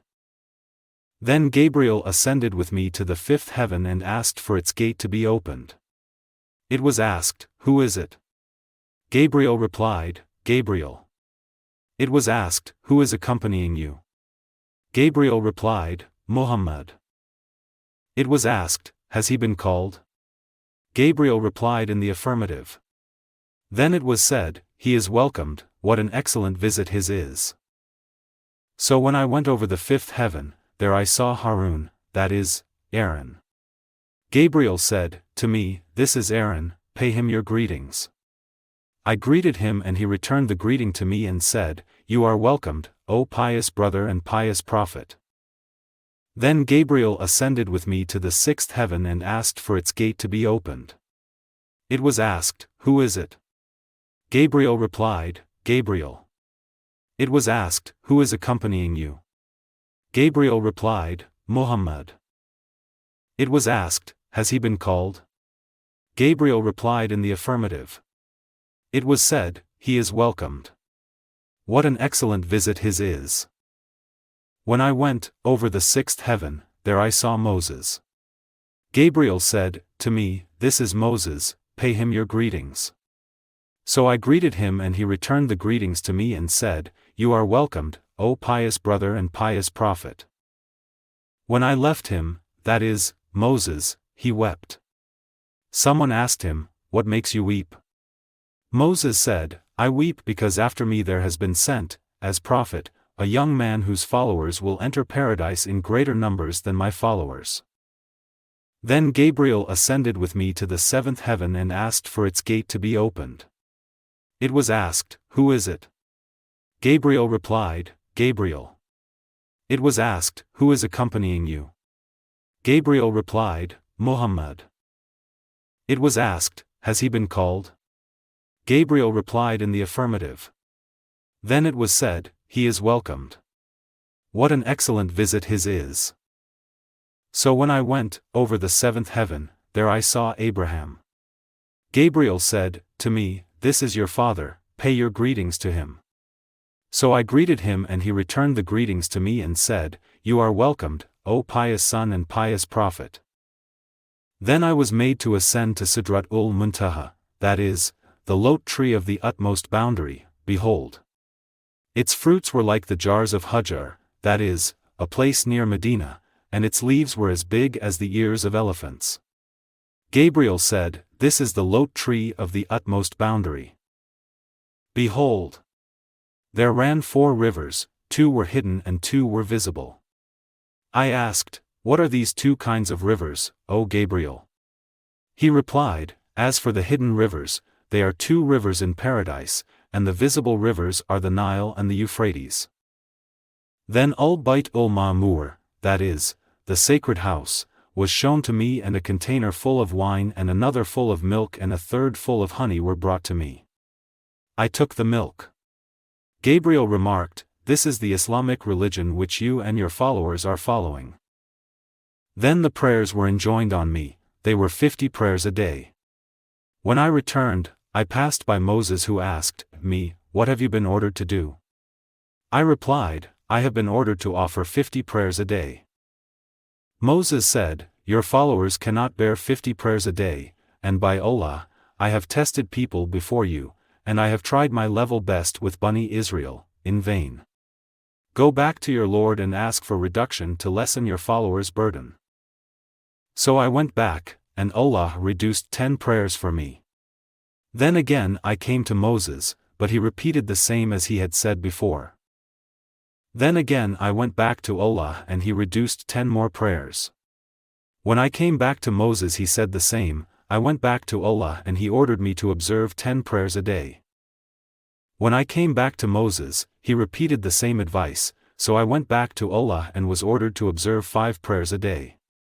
When I came back to Moses, he said, "What have you been ordered?" I replied, "I have been ordered to observe 5 prayers a day." He said, "Your followers cannot bear 5 prayers a day, and no doubt, I have got an experience of the people before you, and I have tried my level best with Bani Israel, so go back to your Lord and ask for reduction to lessen your followers' burden." I said, "I have requested so much of my Lord that I feel ashamed, but I am satisfied now and surrender to Allah's order." When I left, I heard a voice saying, "I have passed my order and have lessened the burden of my worshippers." Hadith 113. Narrated Ibn Abbas, regarding the statement of Allah, "And we granted the vision, ascension to the heavens, which we made you see, as an actual eyewitness, was only made as a trial for the people." Surah 17, Ayah 60. Ibn Abbas added, "The sights which Allah's Messenger, peace and blessings be upon him, was shown on the night journey when he was taken to Bayt ul-Maqdis, that is, Jerusalem, were actual sights, not dreams. And the cursed tree, mentioned in the Quran, is the tree of Zaqqum itself." Hadith 114. Narrated Abdullah bin Ka'b, who was Ka'b's guide when Ka'b turned blind. I heard Ka'b bin Malik narrating, when he remained behind, that is, did not join, the Prophet, peace and blessings be upon him, in the Ghazwa of Tabuk. Ibn Bukayr, in his narration stated that Ka'b said, "I witnessed the Al-Aqaba pledge of allegiance at night with the Prophet, peace and blessings be upon him, when we jointly agreed to support Islam with all our efforts. I would not like to have attended the Badr battle instead of that Aqaba pledge, although Badr is more well known than it amongst the people." Hadith 115. Narrated Jabir bin Abdullah, "I was present with my 2 maternal uncles at Al-Aqaba, where the pledge of allegiance was given. Ibn Uyayna said, one of the 2 was Al-Bara bin Ma'rur. Hadith 116. Narrated Jabir, my father, my two maternal uncles and I were among those who took part in the Aqabah pledge. Hadith 117. Narrated Ubadah bin As-Samit, who had taken part in the Battle of Badr with Allah's Messenger, peace and blessings be upon him, and had been amongst his companions on the night of Al-Aqabah pledge. Allah's Messenger, peace and blessings be upon him, surrounded by a group of his companions said, "Come along and give me the pledge of allegiance that you will not worship anything besides Allah, will not steal, will not commit illegal sexual intercourse, will not kill your children, will not utter slander invented by yourself, and will not disobey me if I order you to do something good. Whoever among you will respect and fulfill this pledge will be rewarded by Allah. And if one of you commits any of these sins and is punished in this world, then that will be his expiation for it, and if one of you commits any of these sins and Allah screens his sin, then his matter will rest with Allah. If he wills he will punish him, and if he wills he will excuse him. So I gave the pledge of allegiance to him for these conditions." Hadith 118. Narrated Ubadah bin As-Samit, I was one of the Naqibs who gave the Aqabah pledge of allegiance to Allah's Messenger, peace and blessings be upon him. We gave the pledge of allegiance to him that we would not worship anything other than Allah, would not steal, would not commit illegal sexual intercourse, would not kill a person whose killing Allah has made illegal except rightfully, would not rob each other, and we would not be promised paradise if we did the above sins. Then if we committed one of the above sins, Allah will give his judgment concerning it. Hadith 119. Narrated Aisha, the Prophet, peace and blessings be upon him, engaged me when I was a girl of 6 years. We went to Medina and stayed at the home of Bani al-Harith bin Khazraj. Then I got ill and my hair fell down.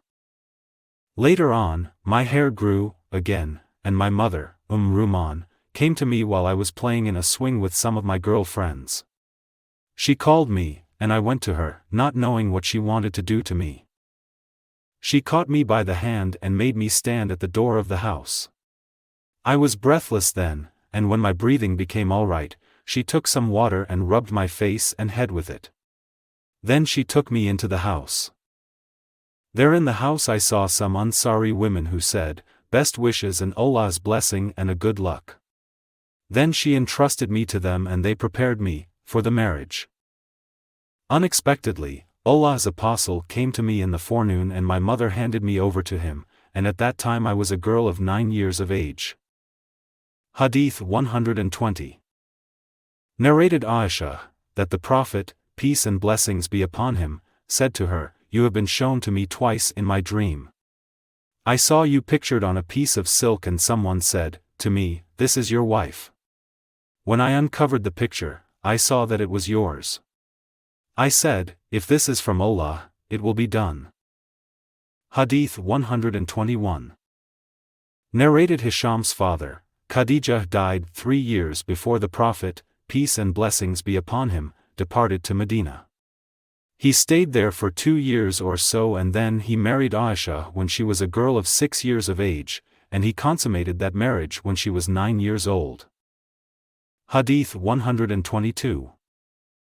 Narrated Abu Wa'il, we visited Khabbab who said, "We migrated with the Prophet, peace and blessings be upon him, for Allah's sake, so our reward became due and sure with Allah. Some of us passed away without taking anything of their rewards in this world, and one of them was Mus'ab bin Umayr who was martyred on the day of the battle of Uhud, leaving a striped woolen cloak. When we covered his head with it, his feet became naked, and when we covered his feet, his head became naked. So Allah's Messenger, peace and blessings be upon him, ordered us to cover his head and put some adkir, that is, a special kind of grass, on his feet. On the other hand, some of us have had their fruits ripened in this world, and they are collecting them." Hadith 123. Narrated Umar, I heard the Prophet, peace and blessings be upon him, saying, "The reward of deeds depends on the intentions, so whoever emigrated for the worldly benefits or to marry a woman, his emigration was for that for which he emigrated, but whoever emigrated for the sake of Allah and his apostle, his emigration is for Allah and his Apostle. Hadith 124. Narrated Mujahid bin Jabir al-Makki, Abdullah bin Umar used to say, there is no more hijrah, that is, migration, after the conquest of Makkah. Hadith 125.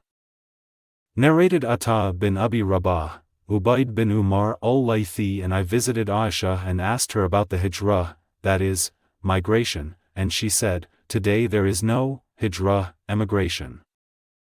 A believer used to run away with his religion to Allah and his Apostle lest he should be put to trial because of his religion.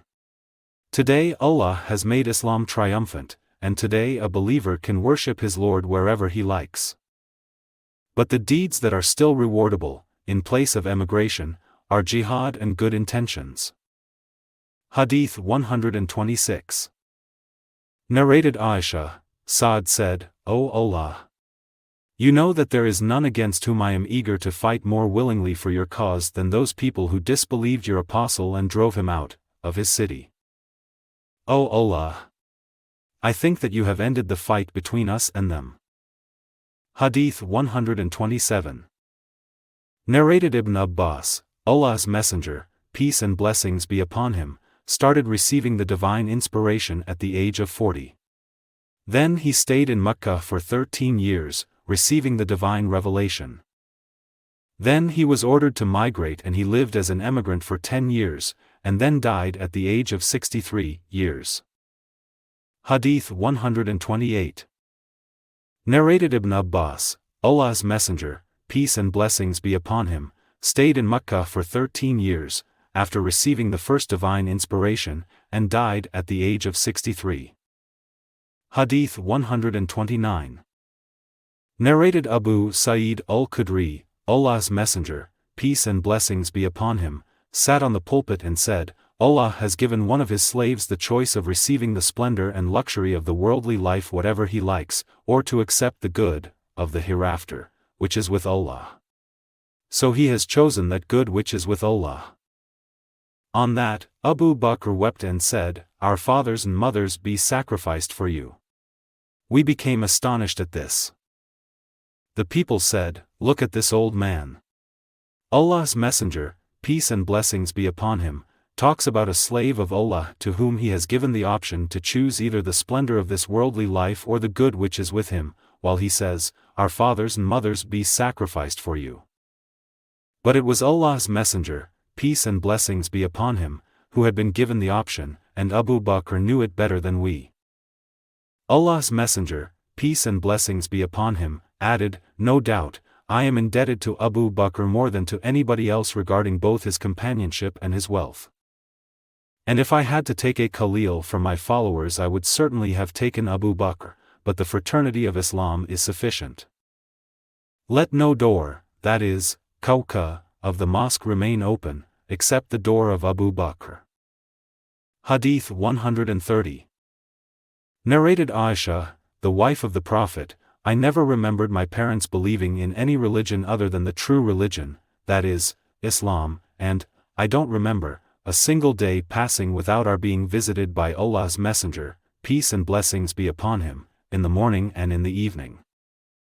When the Muslims were put to test, that is, troubled by the pagans, Abu Bakr set out migrating to the land of Ethiopia, and when he reached Burq al-Gamad, Ibn ad-Dughna, the chief of the tribe of Kara, met him and said, O Abu Bakr!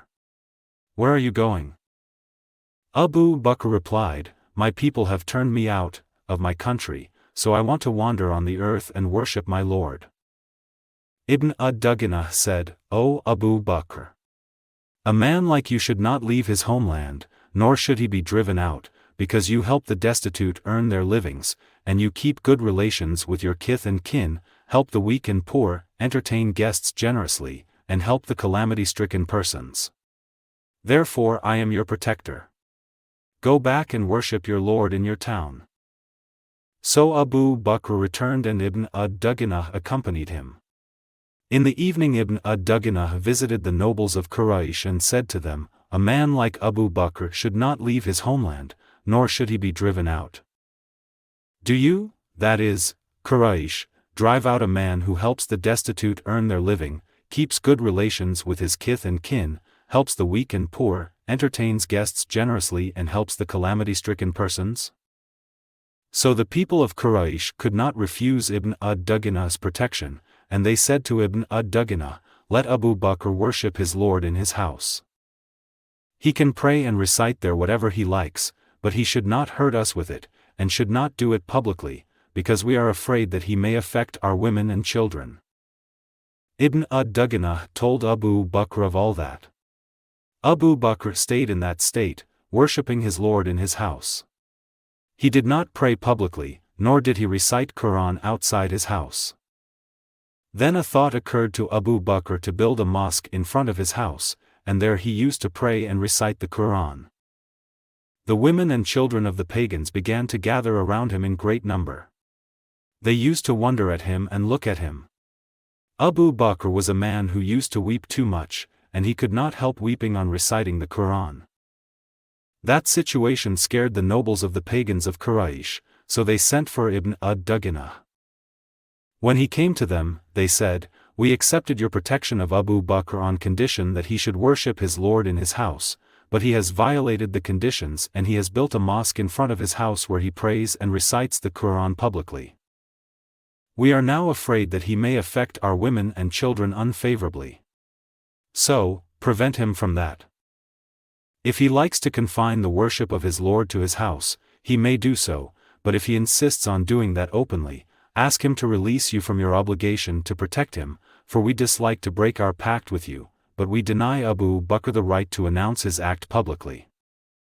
Ibn ad-Dughinah went to Abu Bakr and said, "O Abu Bakr, you know well what contract I have made on your behalf. Now, you are either to abide by it, or else release me from my obligation of protecting you, because I do not want the Arabs here that my people have dishonored a contract I have made on behalf of another man." Abu Bakr replied, "I release you from your pact to protect me, and am pleased with the protection from Allah." At that time, the Prophet, peace and blessings be upon him, was in Mecca, and he said to the Muslims, "In a dream I have been shown your migration place, a land of date palm trees, between two mountains, the two stony tracts." So, some people migrated to Medina, and most of those people who had previously migrated to the land of Ethiopia, returned to Medina. Abu Bakr also prepared to leave for Medina, but Allah's Messenger, peace and blessings be upon him, said to him, "Wait for a while, because I hope that I will be allowed to migrate also." Abu Bakr said, "Do you indeed expect this? Let my father be sacrificed for you." The Prophet, peace and blessings be upon him, said, "Yes." So Abu Bakr did not migrate for the sake of Allah's Messenger, peace and blessings be upon him, in order to accompany him. He fed 2 she-camels he possessed with the leaves of a samur tree that fell on being struck by a stick for 4 months. One day, while we were sitting in Abu Bakr's house at noon, someone said to Abu Bakr, "This is Allah's Messenger, peace and blessings be upon him, with his head covered, coming at a time at which he never used to visit us before." Abu Bakr said, "May my parents be sacrificed for him. By Allah, he has not come at this hour except for a great necessity." So Allah's Messenger, peace and blessings be upon him, came and asked permission to enter, and he was allowed to enter. When he entered, he said to Abu Bakr, "Tell everyone who is present with you to go away." Abu Bakr replied, "There are none but your family. May my father be sacrificed for you, O Allah's Messenger, peace and blessings be upon him." The Prophet, peace and blessings be upon him, said, "I have been given permission to migrate." Abu Bakr said, "Shall I accompany you? May my father be sacrificed for you, O Allah's Messenger, peace and blessings be upon him." Allah's Messenger, peace and blessings be upon him, said, "Yes." Abu Bakr said, "O Allah's Messenger, peace and blessings be upon him. May my father be sacrificed for you, take one of these 2 she-camels of mine."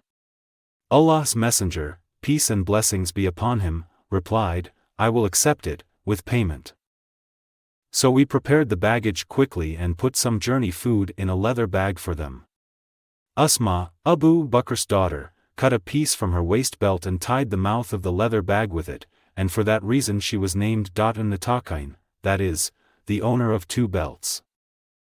Then Allah's Messenger, peace and blessings be upon him, and Abu Bakr reached a cave on the mountain of Thawr and stayed there for 3 nights. Abdullah bin Abi Bakr, who was intelligent and a sagacious youth, used to stay with them overnight. He used to leave them before daybreak so that in the morning he would be with Quraysh as if he had spent the night in Mecca. He would keep in mind any plot made against them, and when it became dark he would go and inform them of it. Amr bin Fuhayrah, the freed slave of Abu Bakr, used to bring the milch sheep of his master, Abu Bakr, to them a little while after nightfall in order to rest the sheep there. So they always had fresh milk at night, the milk of their sheep, and the milk which they warmed by throwing heated stones in it. Amr bin Fuhayrah would then call the herd away when it was still dark, before daybreak. He did the same in each of those 3 nights. Allah's Messenger, peace and blessings be upon him, and Abu Bakr had hired a man from the tribe of Bani Ad-Dail from the family of Bani Abd bin Adi as an expert guide, and he was in alliance with the family of Al-As bin Wa'il as-Sahmi, and he was on the religion of the infidels of Quraysh. The Prophet, peace and blessings be upon him, and Abu Bakr trusted him and gave him their 2 she-camels and took his promise to bring their 2 she-camels to the cave of the mountain of Thawr in the morning after 3 nights later. And, when they set out, Amr bin Fuhayrah and the guide went along with them, and the guide led them along the seashore. Hadith 131.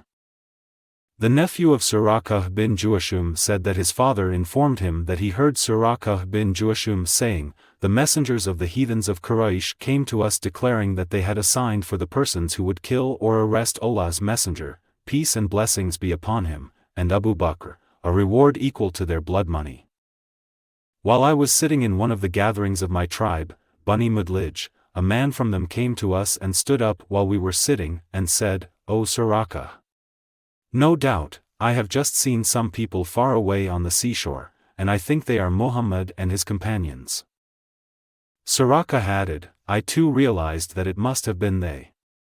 But I said, no, it is not they, but you have seen so and so and so and so, whom we saw set out.' I stayed in the gathering for a while and then got up and left for my home, and ordered my slave girl to get my horse which was behind a hillock, and keep it ready for me.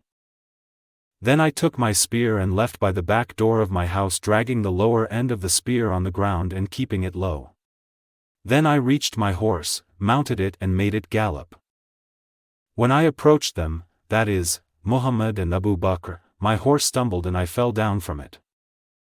Then I stood up, got hold of my quiver and took out the divining arrows and drew lots as to whether I should harm them, that is, the Prophet, peace and blessings be upon him, and Abu Bakr, or not, and the lot which I disliked came out.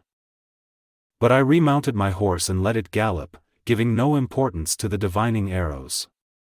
When I heard the recitation of the Quran by Allah's Messenger, peace and blessings be upon him, who did not look hither and thither, while Abu Bakr was doing it often, suddenly the forelegs of my horse sank into the ground up to the knees, and I fell down from it. Then I rebuked it and it got up but could hardly take out its forelegs from the ground, and when it stood up straight again, its forelegs caused dust to rise up in the sky like smoke. Then again I drew lots with the divining arrows, and the lot which I disliked came out. So I called upon them to feel secure. They stopped, and I remounted my horse and went to them. When I saw how I had been hampered from harming them, it came to my mind that the cause of Allah's Messenger, peace and blessings be upon him, that is, Islam, will become victorious. So I said to him, 'Your people have assigned a reward equal to the blood money for your head.' Then I told them all the plans the people of Mecca had made concerning them. Then I offered them some journey food and goods, but they refused to take anything and did not ask for anything, but the Prophet, peace and blessings be upon him, said, 'Do not tell others about us.' Then I requested him to write for me a statement of security and peace. He ordered Amr bin Fuhayrah, who wrote it for me on a parchment, and then Allah's Messenger, peace and blessings be upon him, proceeded on his way. Narrated Urwah bin Az-Zubayr, Allah's Messenger, peace and blessings be upon him, met Az-Zubayr in a caravan of Muslim merchants who were returning from Sham. Az-Zubayr provided Allah's Messenger, peace and blessings be upon him, and Abu Bakr with white clothes to wear. When the Muslims of Medina heard the news of the departure of Allah's Messenger, peace and blessings be upon him, from Mecca, towards Medina, they started going to the Harra every morning. They would wait for him till the heat of the noon forced them to return. One day, after waiting for a long while, they returned home, and when they went into their houses, a Jew climbed up the roof of one of the forts of his people to look for something, and he saw Allah's Messenger, peace and blessings be upon him, and his companions dressed in white clothes, emerging out of the desert mirage. The Jew could not help shouting at the top of his voice, "O you Arabs! Here is your great man whom you have been waiting for." So all the Muslims rushed to their arms and received Allah's Messenger, peace and blessings be upon him, on the summit of Harra. The Prophet, peace and blessings be upon him, turned with them to the right and alighted at the quarters of Bani Amr bin Auf, and this was on Monday in the month of Rabi'a ul-Awwal. Abu Bakr stood up, receiving the people while Allah's Messenger, peace and blessings be upon him, sat down and kept silent. Some of the Ansar who came and had not seen Allah's Messenger, peace and blessings be upon him, before, began greeting Abu Bakr, but when the sunshine fell on Allah's Messenger, peace and blessings be upon him, and Abu Bakr came forward and shaded him with his sheet, only then the people came to know Allah's Messenger, peace and blessings be upon him. Allah's Messenger, peace and blessings be upon him, stayed with Bani Amr bin Auf for 10 nights and established the mosque of Kaaba, which was founded on piety. Allah's Messenger, peace and blessings be upon him, prayed in it and then mounted his she-camel and proceeded on, accompanied by the people till his she-camel knelt down at the place of the mosque of Allah's Messenger, peace and blessings be upon him, at Medina. Some Muslims used to pray there in those days, and that place was a yard for drying dates belonging to Suhail and Sahal, the orphan boys who were under the guardianship of Asad bin Zurarah. When his she-camel knelt down, Allah's Messenger, peace and blessings be upon him, said, "This place, Allah willing, will be our abiding place." Allah's Messenger, peace and blessings be upon him, then called the 2 boys and told them to suggest a price for that yard so that he might take it as a mosque. The 2 boys said, "No, but we will give it as a gift, O Allah's Messenger, peace and blessings be upon him." Allah's Messenger, peace and blessings be upon him, then built a mosque there. The Prophet, peace and blessings be upon him, himself started carrying unburnt bricks for its building, and while doing so, he was saying, "This load is better than the load of Khaybar, for it is more pious in the sight of Allah and purer and better rewardable." He was also saying, "O Allah! The actual reward is the reward in the hereafter, so bestow your mercy on the Ansar and the emigrants." Thus the Prophet, peace and blessings be upon him, recited, by way of proverb, the poem of some Muslim poet whose name is unknown to me. Ibn Shihab said, in the hadiths it does not occur that Allah's Apostle recited a complete poetic verse other than this one. Hadith 132. Narrated Asma, I prepared the journey food for the Prophet, peace and blessings be upon him, and Abu Bakr when they wanted to migrate to Medina. I said to my father, Abu Bakr, I do not have anything to tie the container of the journey food with, except my waist belt. He said, divide it lengthwise into 2. I did so, and for this reason I was named Nitakain, that is, the owner of 2 belts. Ibn Abbas said, Asma, Nitak. Hadith 133. Narrated Al-Bara, when the Prophet, peace and blessings be upon him, migrated to Medina, Suraqah bin Malik bin Juashum pursued him. The Prophet, peace and blessings be upon him, invoked evil on him, therefore the forelegs of his horse sank into the ground.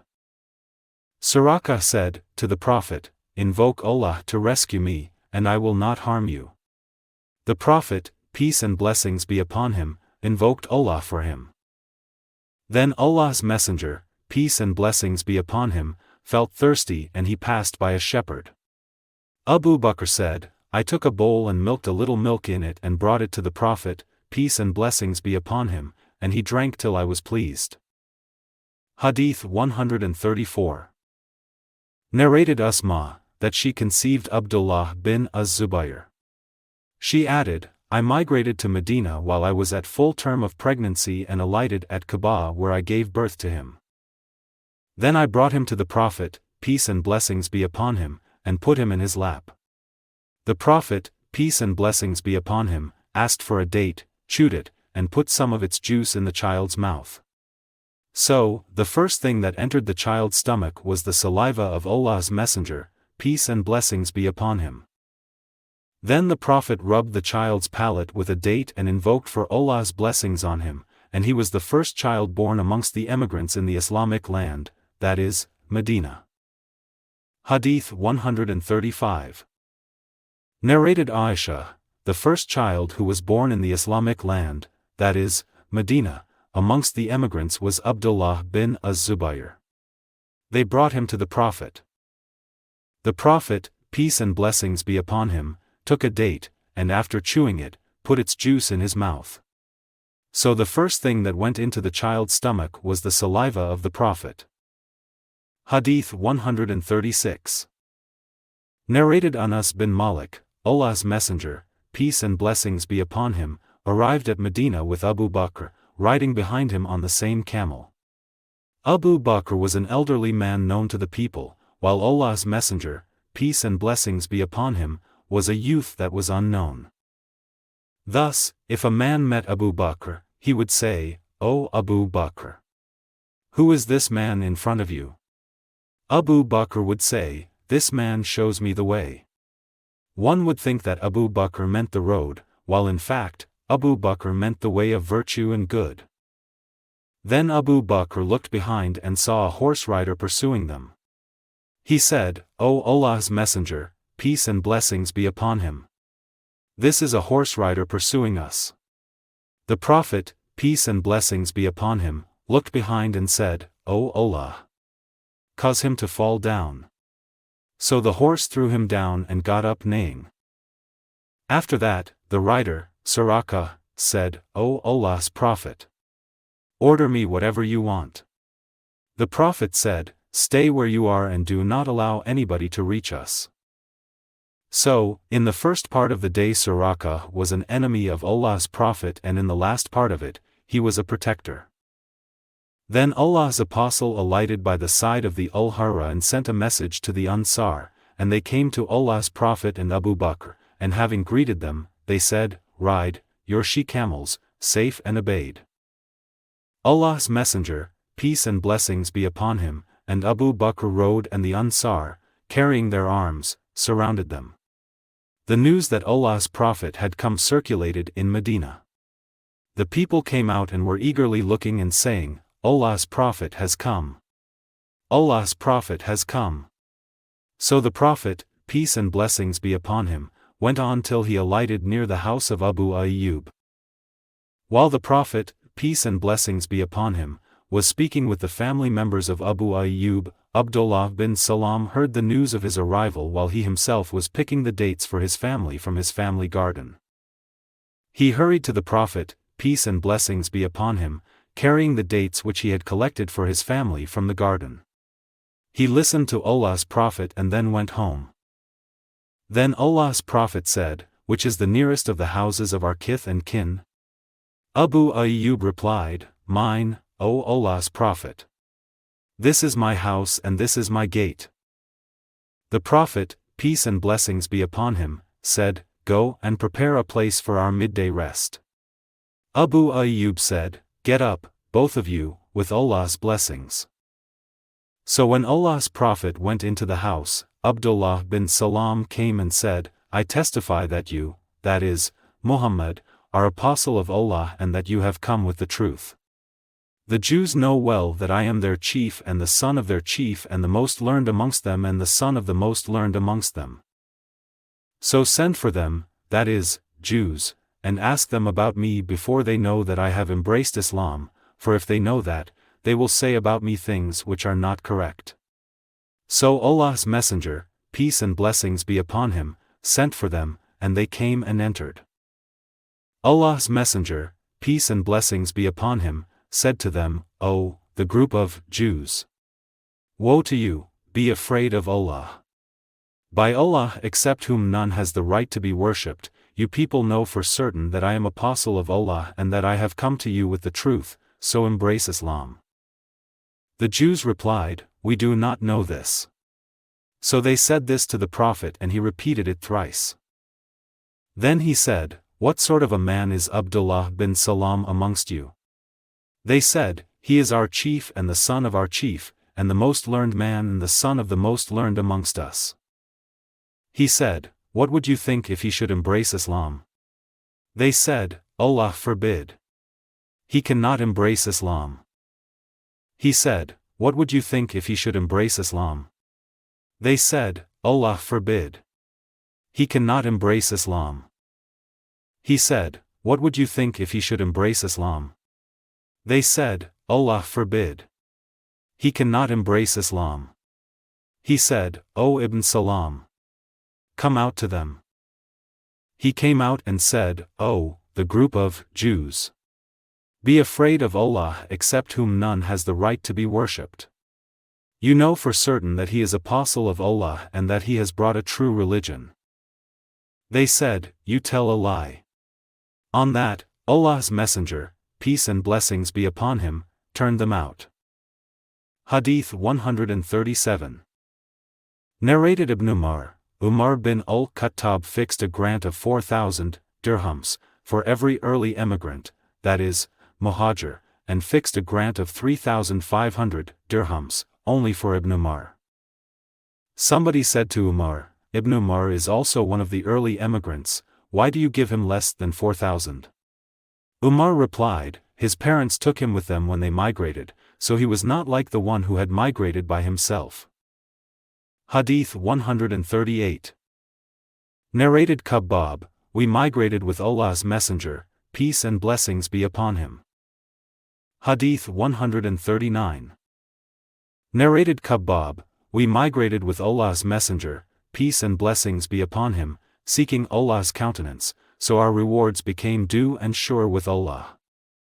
Some of us passed away without eating anything of their rewards in this world. One of these was Mus'ab bin Umayr, who was martyred on the day of the Battle of Uhud. We did not find anything to shroud his body with, except a striped cloak. When we covered his head with it, his feet remained uncovered, and when we covered his feet with it, his head remained uncovered. So Allah's Apostle ordered us to cover his head with it and put some idkir, that is, a kind of grass, over his feet. And there are some amongst us whose fruits have ripened and they are collecting them, that is, they have received their rewards in this world. Hadith 140. Narrated Abu Burda bin Abi Musa al-Ash'ari, Abdullah bin Umar said to me, Do you know what my father said to your father once? I said, No. He said, My father said to your father, O Abu Musa, will it please you that we will be rewarded for our conversion to Islam with Allah's Messenger, peace and blessings be upon him, and our migration with him, and our jihad with him, and all our good deeds which we did with him, and that all the deeds we did after his death will be disregarded whether good or bad? Your father, that is, Abu Musa, said, No, by Allah, we took part in jihad after Allah's Messenger, peace and blessings be upon him, prayed and did plenty of good deeds, and many people have embraced Islam at our hands, and no doubt, we expect rewards from Allah for these good deeds. On that, my father, that is, Umar, said, As for myself, by him in whose hand Umar's soul is, I wish that the deeds done by us at the time of the Prophet, peace and blessings be upon him, remain rewardable, while whatsoever we did after the death of the Prophet, peace and blessings be upon him, be enough to save us from punishment, in that the good deeds compensate for the bad ones.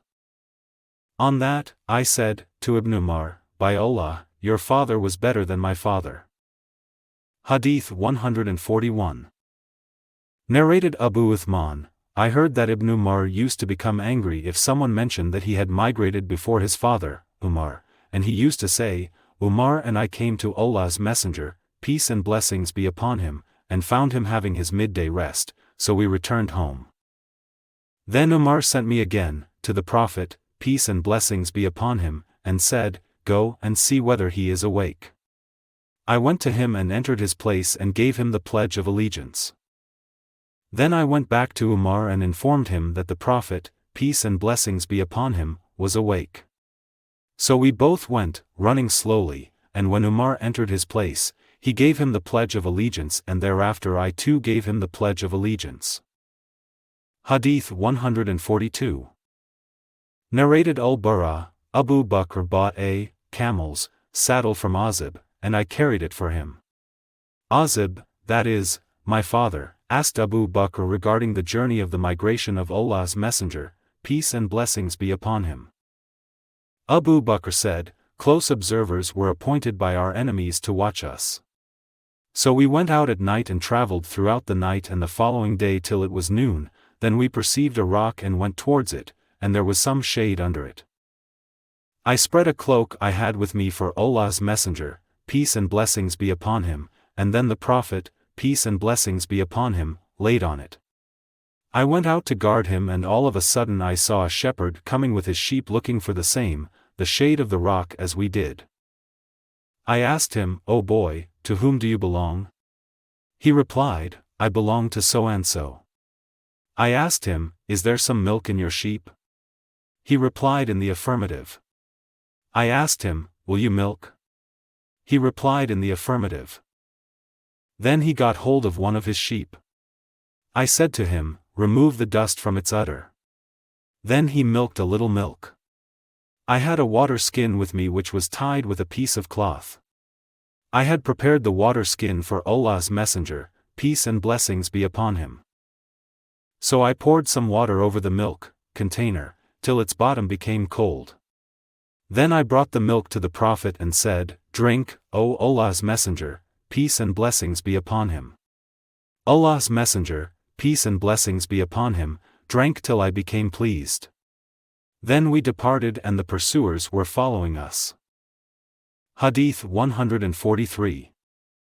Al-Bara added, I then went with Abu Bakr into his home, carrying that saddle, and there I saw his daughter Aisha lying in a bed because of heavy fever, and I saw her father Abu Bakr kissing her cheek and saying, How are you, little daughter? Hadith 144. Narrated Anas, the servant of the Prophet, when the Prophet, peace and blessings be upon him, arrived at Medina, there was not a single companion of the Prophet, peace and blessings be upon him, who had grey and black hair except Abu Bakr, and he dyed his hair with henna and katam, that is, plants used for dyeing hair. Hadith 145. Through another group of narrators, Anas bin Malik said, When the Prophet, peace and blessings be upon him, arrived at Medina, the eldest amongst his companions was Abu Bakr. He dyed his hair with henna and katam till it became of dark red color.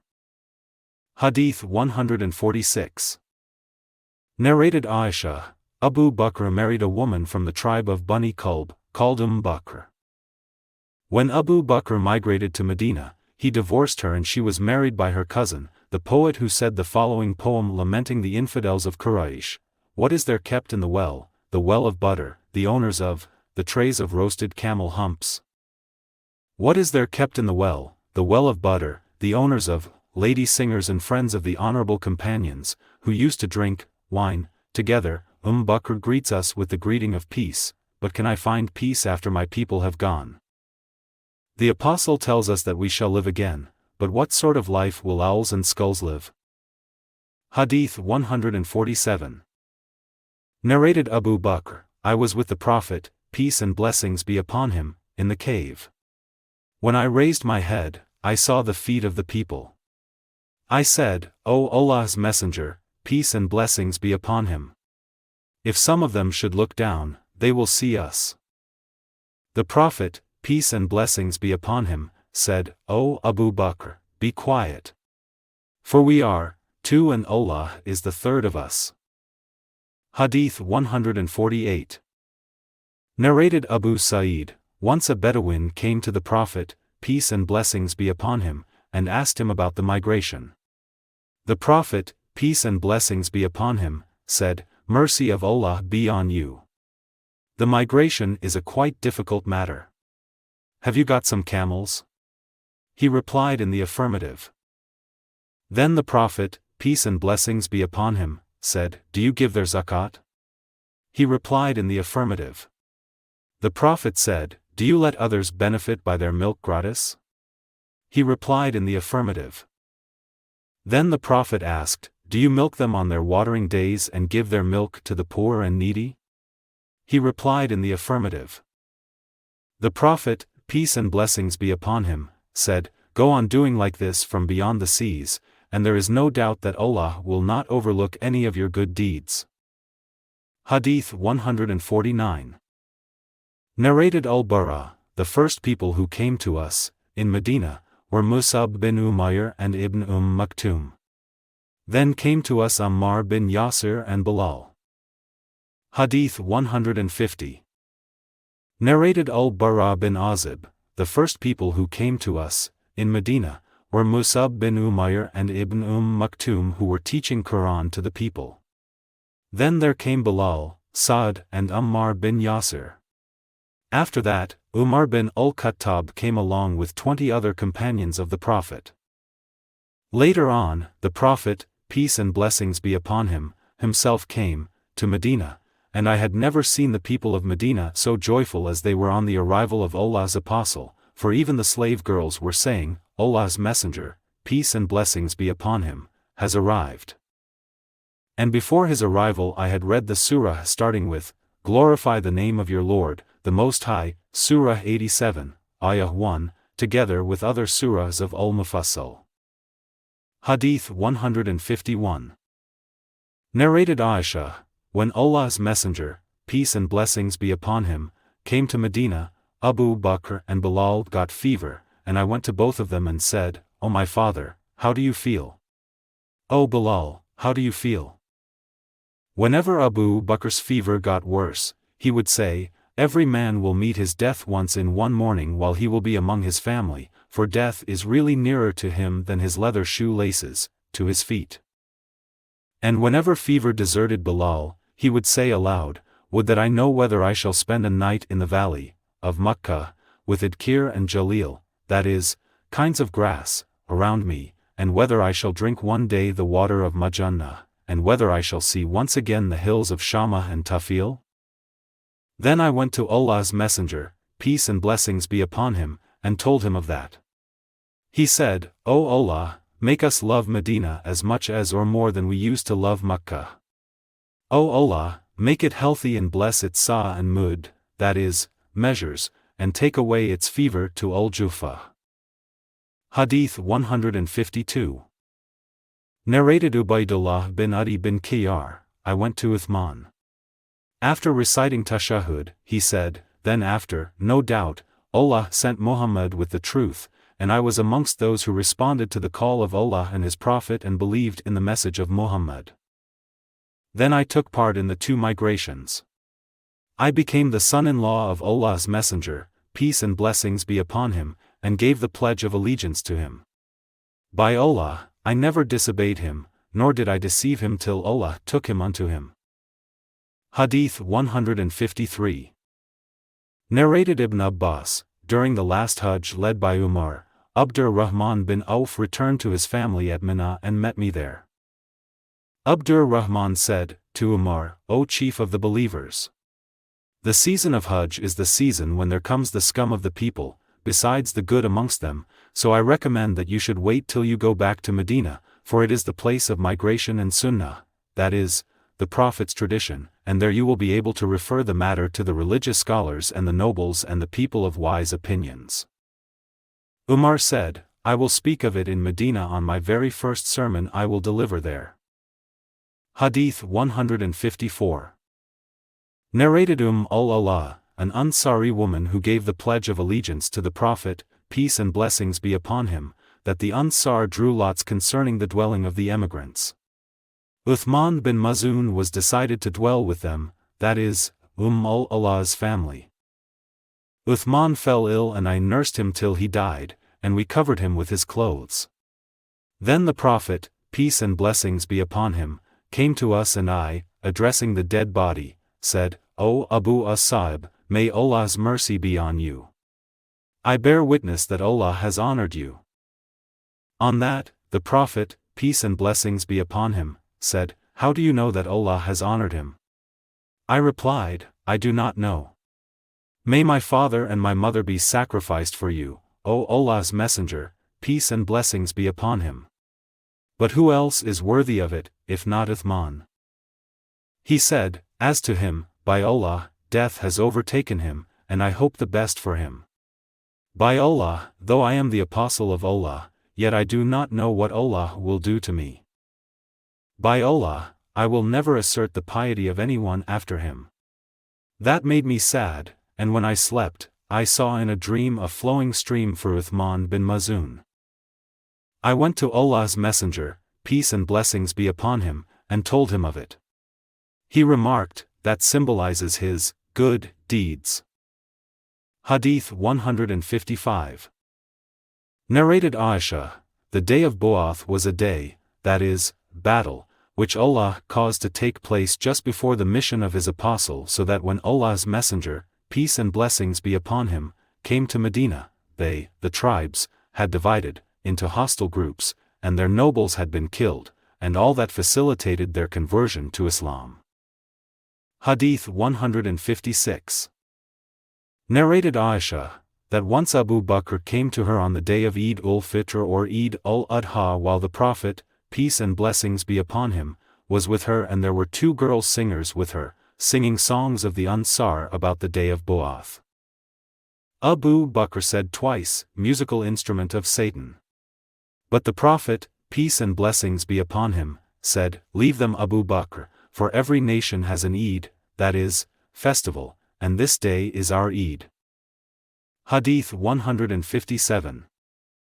Narrated Anas bin Malik, when Allah's Messenger, peace and blessings be upon him, arrived at Medina, he alighted at the upper part of Medina among the people called Bani Amr bin Auf, and he stayed with them for 14 nights. Then he sent for the chiefs of Bani an-Najjar, and they came, carrying their swords. As if I am just now looking at Allah's Messenger, peace and blessings be upon him, on his she-camel with Abu Bakr riding behind him, on the same camel, and the chiefs of Bani an-Najjar around him till he dismounted in the courtyard of Abu Ayyub's home. The Prophet, peace and blessings be upon him, used to offer the prayer wherever the prayer was due, and he would pray even in sheepfolds. Then he ordered that the mosque be built. He sent for the chiefs of Banu an-Najjar, and when they came, he said, O Banu an-Najjar, suggest to me the price of this garden of yours. They replied, No. By Allah, we do not demand its price except from Allah.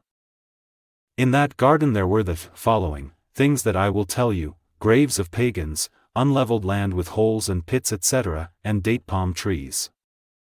Allah's Messenger, peace and blessings be upon him, ordered that the graves of the pagans be dug up and the unleveled land be leveled and the date palm trees be cut down. The trunks of the trees were arranged so as to form the wall facing the Qibla. The stone pillars were built at the sides of its gate.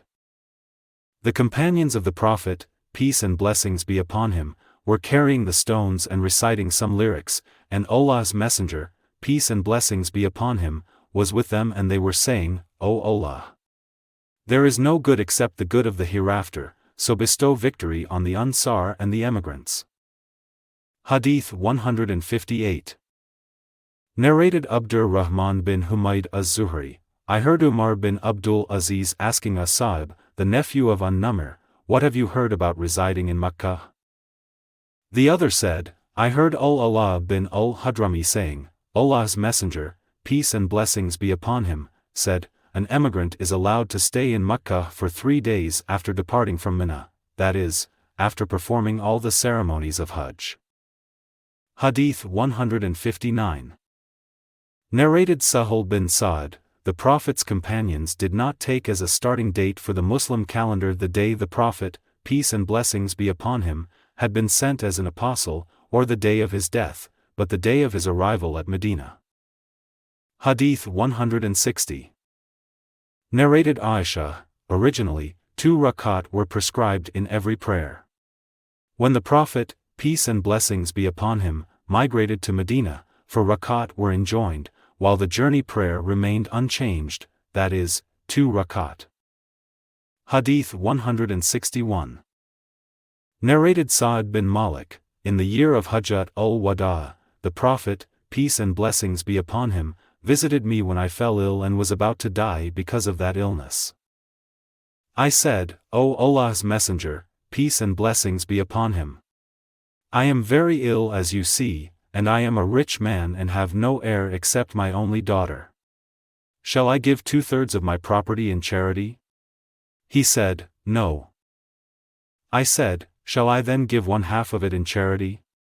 He said, O Sa'd, give 1/3 in charity, and even 1/3 is too much. No doubt, it is better to leave your children rich than to leave them poor, reduced to begging from others. And Allah will reward you for whatever you spend with the intention of gaining Allah's pleasure, even if it were a mouthful of food you put into your wife's mouth. I said, O Allah's Apostle, am I to be left behind, in Makkah, after my companions have gone? He said, If you should be left behind, you will be upgraded and elevated for every deed you will do with a desire to achieve Allah's pleasure. I hope that you will live long so that some people will benefit by you while others will be harmed. O Allah, please fulfill the migration of my companions and do not make them turn back on their heels. But, we feel sorry for the unlucky Sa'd bin Ka'b. Allah's Messenger, peace and blessings be upon him, lamented his death in Makkah. Hadith 162. Narrated on us, when Abdurrahman bin Auf came to Medina and the Prophet, peace and blessings be upon him, established the bond of brotherhood between him and Sa'd bin Rabi'a al-Ansari, Sa'd suggested that Abdurrahman should accept half of his property and family. Abdurrahman said, May Allah bless you in your family and property, guide me to the market. So Abdurrahman, while doing business in the market, made some profit of some condensed dry yogurt and butter. After a few days, the Prophet, peace and blessings be upon him, saw him wearing clothes stained with yellow perfume. The Prophet, peace and blessings be upon him, asked, What is this, O Abdurrahman? He said, O Allah's Messenger, peace and blessings be upon him. I have married an Ansari woman. The Prophet, peace and blessings be upon him, asked, What have you given her as mahr? He, that is, Abdurrahman, said, A piece of gold, about the weight of a date stone. Then the Prophet said, Give a banquet, even though of a sheep. Hadith 163.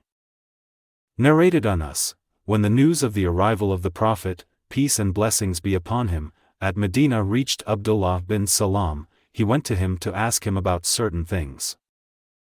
He said, I am going to ask you about 3 things which only a prophet can answer. What is the first sign of the hour? What is the first food which the people of paradise will eat? Why does a child attract the similarity to his father or to his mother? The Prophet, peace and blessings be upon him, replied, Gabriel has just now informed me of that. Ibn Salam said, He, that is, Gabriel, is the enemy of the Jews amongst the angels. The Prophet, peace and blessings be upon him, said, As for the first sign of the hour, it will be a fire that will collect the people from the east to the west. As for the first meal which the people of paradise will eat, it will be the caudate, extra, lobe of the fish liver. As for the child, if the man's discharge precedes the woman's discharge, the child attracts the similarity to the man, and if the woman's discharge precedes the man's, then the child attracts the similarity to the woman. On this, Abdullah bin Salam said, I testify that none has the right to be worshipped except Allah, and that you are the messenger of Allah, and added, O Allah's Messenger, peace and blessings be upon him. Jews invent such lies as make one astonished, so please ask them about me before they know about my conversion to Islam. The Jews came, and the Prophet, peace and blessings be upon him, said, What kind of man is Abdullah bin Salam among you? They replied, the best of us and the son of the best of us, and the most superior among us and the son of the most superior among us. The Prophet, peace and blessings be upon him, said, "What would you think if Abdullah bin Salam should embrace Islam?" They said, "May Allah protect him from that." The Prophet, peace and blessings be upon him, repeated his question and they gave the same answer. Then Abdullah came out to them and said, "I testify that none has the right to be worshipped except Allah and that Muhammad is the messenger of Allah." On this, the Jews said, "He is the most wicked among us and the son of the most wicked among us." So they degraded him. On this, he, that is, Abdullah bin Salam, said, "It is this that I was afraid of, O Allah's Messenger, peace and blessings be upon him." Hadith 164. Narrated Abu al-Minhal Abdur Rahman bin Mudim, "A partner of mine sold some dirhams on credit in the market. I said, 'Glorified be Allah. Is this legal?' He replied, 'Glorified be Allah. By Allah, when I sold them in the market, nobody objected to it.' Then I asked Al-Bara bin Azib about it. He said, 'We used to make such a transaction when the Prophet came to Medina.' So he said, 'There is no harm in it if it is done from hand to hand, but it is not allowed on credit. Go to Zaid bin al-Arqam and ask him about it, for he was the greatest trader of all of us.' So I asked Zaid bin al-Arqam, and he said the same, as Al-Bara did." Hadith 165. Narrated Abu Hurairah, "The Prophet, peace and blessings be upon him, said, had only 10 Jews, amongst their chiefs, believed me, all the Jews would definitely have believed me." Hadith 166.